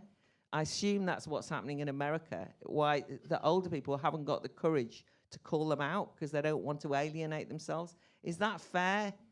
I'm not saying all young people, of course, but, Oh, I'm not saying all young people, but we should, as boomers, use our entrenched position to stop young people who might slightly disagree with us because they've lived in a completely different world from the high-trust, homogenous one that we had the privilege of inheriting, and who therefore have different opinions to fit that. Maybe we should just gatekeep them out. Maybe we should just push them away. Yeah, I'm sure that won't generate more Nick Fuenteses, because, Nick Fuentes' origin story wasn't that he was cancelled by an existing institution, by all the institutions, and became such a big headache that we're now gathered in a room in Westminster, miles away from him in Chicago, and fucking talking about him on Monday night. Again, boomer solipsism. It's this desperation to control the narrative, to control institutions, to ensure that everything is desolated in their wake behind them, and that they don't have to suffer the consequences of it, because as Richard Tice said, well, I'll be long gone. Or there's this mentality, where if you raise concerns about it, in this clip that Carl has shared, here's just the man on the street, the affluent older person, who, if someone says, well, you're not concerned about the cultural integrity of your country, you're not concerned about the people that Tucker might consider friends, turning Whitechapel into a Bengali slum, or Luton, Leicester, Bradford, Blackburn, Manchester, Oldham, Rochdale, Rotherham, take your pick, into Mirpur, well, you're told, literally, suck it up. Literally suck it up. What are your thoughts on the immigration in London? Like, people call it mass immigration. Well, we don't. You don't? Okay. We So don't. please, correct that, please. I don't know if I can. It's always happened. Yeah. You know, we are a nation of immigrants, Yeah. right from the Angles and Saxons. Yeah. And it's just, We you know, I would welcome it. Yeah. I would welcome it. I mean, I don't- we're not surprised that it becomes ghettoised because when people come, they need to feel secure. Yeah. So they go where they know they're going to be people like them. Yes. So that's why it becomes ghettoised, and the powers that be need to recognise that's what happens when there's immigration. Yeah. And people have got to realise that the reason we've got immigration is because we colonised the world, Yeah. and we've got responsibility to the people whose countries we colonised. And if that responsibility means they've now got the right to come here, that's what Yeah. happens. Notice how they've internalized this narrative of immigration as both a benefit and of punishment. Yeah, no, actually, I don't think I should take like ancestral blood guilt for the British Empire, which was actually a force for good throughout all of history. You know, you wouldn't have, in many regions, don't still have working plumbing or infrastructure or trains or buildings. You'd still be burning widows and practicing the slave trade without us. I think a bit of fucking gratitude might go amiss. But instead, actually, I don't think I should be importing the entirety of the subcontinent into my country because of colonialism or something. No, I'm not going to accept that blood guilt. I'm not going to accept white guilt. I'm not going to accept that narrative. And I don't care if you want to feel better, assuage your guilty consciences. I'm not going to be demographically replaced. But this is the line that some boomers have internalized, as well as the we need to uphold our holy institutions, as well as we need to have the food. And when you complain, as a young person, you know, priced out of housing, have the world on your doorstep, rendered unrecognizable, all of your friends are moving abroad, so it's basically impossible to bring up your kids in a sheltered community. You know, I'm trying to encourage all of the friendly right-wing Zoomers to move around me and have a little sheltered enclave. You guys should be pressuring them because they're clearly not listening to me yet. They're sort of moving here, there, and everywhere. You're told this. Yeah. So, There's a lot of like people saying like Islam is not compatible with the West. Too bad. Yeah. What do you think about that? You just have to live together. Yeah. suck it up. You know, Yeah. you rub shoulders Yeah. together. You get along. Yeah. Okay, what if I don't get along? What if they're rapists? What then? Is curry worth it? Is your ability to feel like your guilt for the empire as a swage worth it? Because I would say no.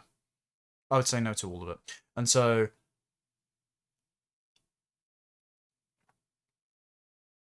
this is not the mentality that my grandfather had before he passed. This is not the London that he grew up in, and it's not the London that he wanted to impart onto his grandchildren. It's certainly not the London that I want to impart onto the great-grandchildren he'll now never meet. So, the reason I made this is not to cash in on the Piers Morgan slop discourse. It's to say that we should regard these people with bottomless contempt. Just complete contempt. Yes, you should be ratioing them. Yes, you should be condemning what they say. Yes, you should be creating a public stigma around the paper-thin justifications for ethnic cleansing of the English from their own country. But it should be always done with the fact that these people are fat, entitled, stupid, and bereft of morality. You shouldn't just be doing it to cash in on your own terms, to drive clickbait, to get a dunk, you know. You should be doing it recognizing what they are doing to us. And you should keep in mind at the same time that what you're protecting is not values or institutions. It's people. It's your loved ones. It's growing up in a civilization that feels familiar to you. That is predictable. It's a civilization where you can afford to live around your extended family and you can drop in for a cup of coffee one more time before they pass. That's what's being robbed from you. That's what's being robbed from me. That's what's being taken from all of us by people like this. By the likes of Piers Morgan, who thinks it's funny to say that he would trade his countrymen for a curry. Inexcusable. Right, I'll finish up in the last couple of minutes with your super chats and your questions, for which I am very grateful at this difficult time. I'll get up some videos, some pre-recorded videos in the week, and I'll see if there's capacity for another stream towards the weekend. Thank you all for tuning in and all of your support. There'll be more articles coming out. I'm working on some things behind the scenes that hopefully come to fruition. Yeah. Anyway, from Pritmaster. If I suffered from abuse, I don't get to claim the abuser's family produce goes to me. If it could work, it goes both ways. Yeah, but you're also dealing with like ethno-nepotistic, narcissistic, clannish cultures that do actually think that there is inherited family-based ancestral guilt. Someone's just done a super chat. Unrelated to politics, but I was wondering if you're a fan of Batman the Animated Series or Spider-Man the Animated Series from the 1990s. Do you own animated shows like that, or do you only collect comics? My wife and I are currently rewatching Batman the Animated Series in the rare instance over dinner where we get to watch an episode. And, as it happens... I have this and the Batman and Robin Adventures Omnibus. Mainly because it reprinted Mask of the Phantasm for the first time, so...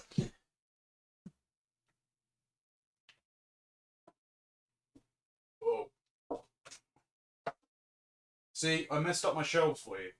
So, that's the dedication to the answer. When I actually get time to sit down and read it again. Excellent. Best episodes, off the top of my head.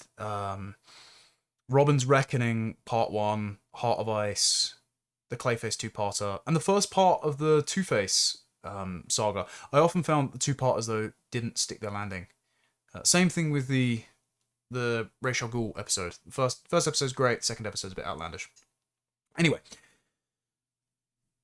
Cynical ID. Watching or clicking YouTube ads for 30 seconds gives created far more ad revenue than skipping. I do it. Everyone here should do the same. I don't ask you to sit through adverts for me. I don't really understand how the ad processing works. I just let it go on automatic, so I'm sorry if you get too many ads from me. I do everything myself, other than a little bit of assistance with the thumbnails because I don't know how to use Photoshop. But everything is done in-house here, and so it takes quite a lot of time to process all those videos. That's why some of the editing is occasionally scuffed, because I am trying to do it all, balancing writing on my own articles, which, guys, most people don't write their own articles in this space. Most people are hacks. Not like my cohort, like Charlie Downs, Harrison Pitt, Lewis Bracknell, all those guys write their own articles, but a bunch of the senior figures in the space get a bunch of uncredited, low-paid, anonymous ghostwriters to do it for them. I don't, so I'm trying to juggle everything, so if my output's a bit scattershot, even though, the content's quite high, that's why. So, I appreciate the support, but also I don't ask you to sit through a bunch of ads that YouTube has been putting on my stuff. Dreadnought Logan says, Man of the Greater Anglo Empire, keep heart, for this is our darkest hour. We will win, even if it feels we face monsters everywhere, but our children will never have to face the monsters we face. I sincerely hope so. Thank you, sir.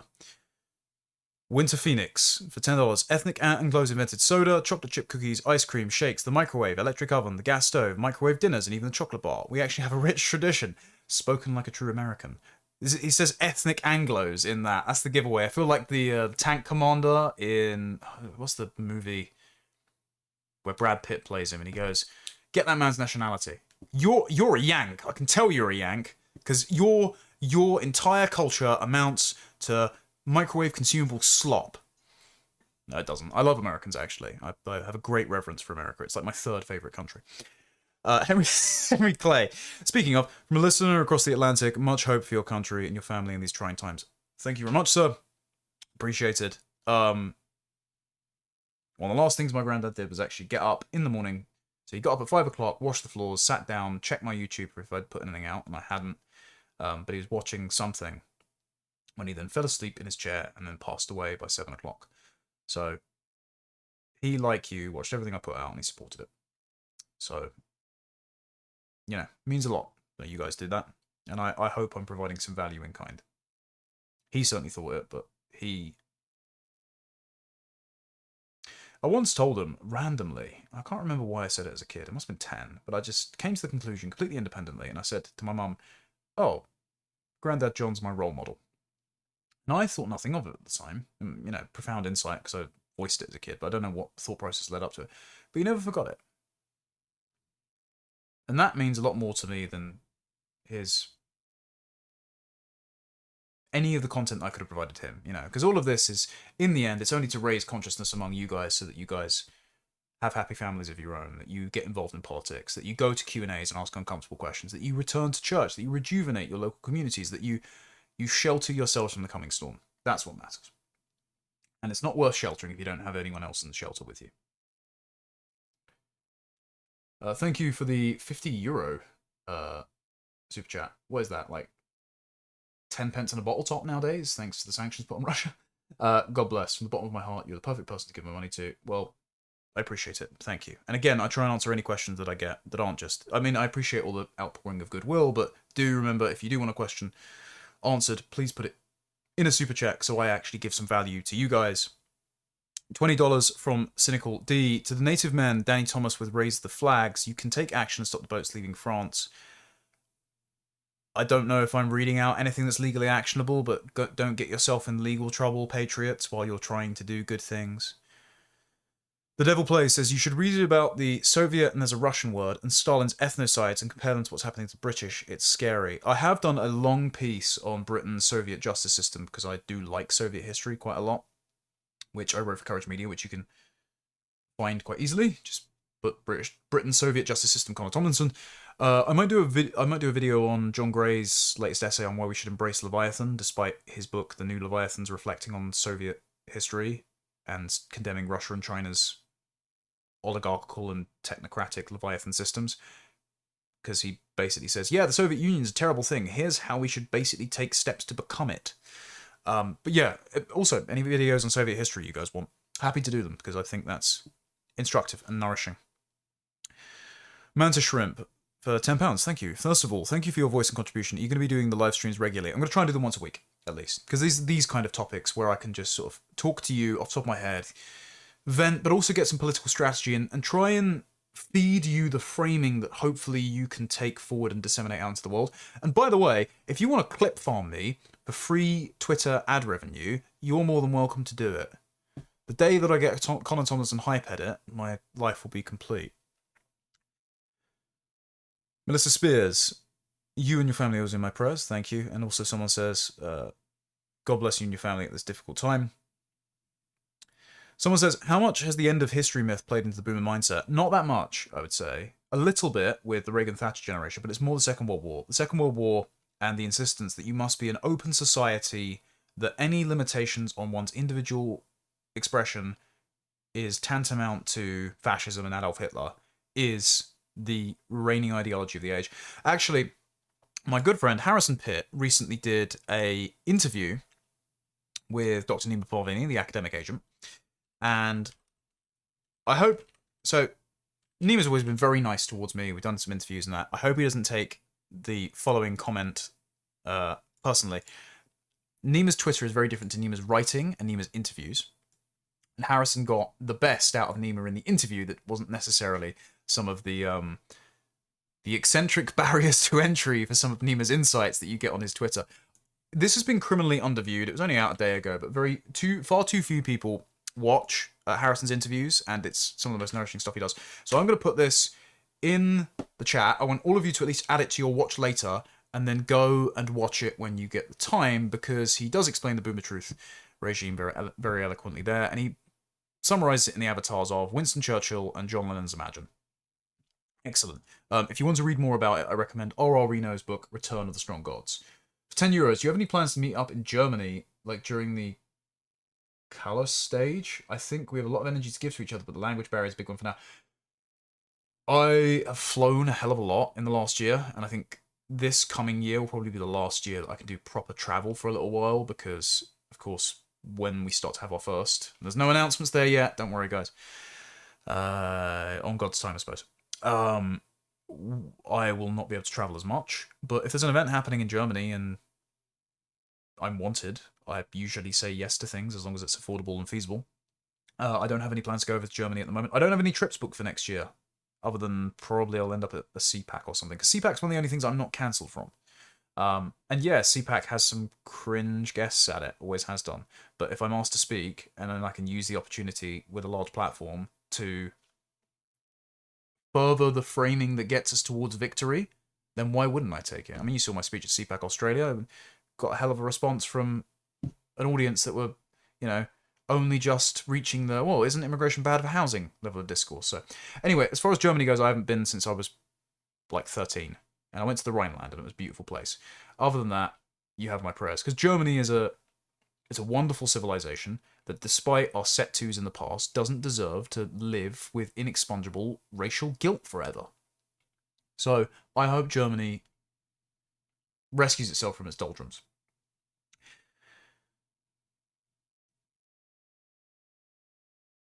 Is there one more? Have I reached the bottom of the super chats? I may have reached the bottom of the super chats. Sorry, YouTube doesn't refresh them. And again, I'm just getting to grips with the user interface. This will be really entertaining for the people that are listening to this on catch up. One final one, bonus from a boomer. Well, thank you, boomer. We do love our boomers. Hashtag not all. It's just a shame that there's a certain boomer mindset.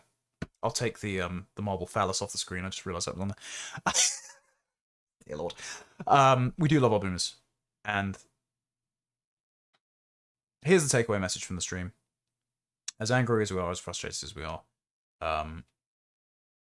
drop in on your loved ones when you still got the opportunity to see them. Because I'm a shameless hack. Most of my talking points were taken from this guy. Absolutely. And I wish I'd dropped him one last time. And he's worth more than all the media class were put together. So God rest him. Anyway, go spend time with your families. I'm about to go spend time with mine. My wife's probably frustrated that I've left dinner for so long. Thank you all very much for watching. Thank you for all your support. I'll be back later in the week with a pre-recorded video. We'll see what time we get for a stream towards the end of the week. But till then, take care. God bless and goodbye.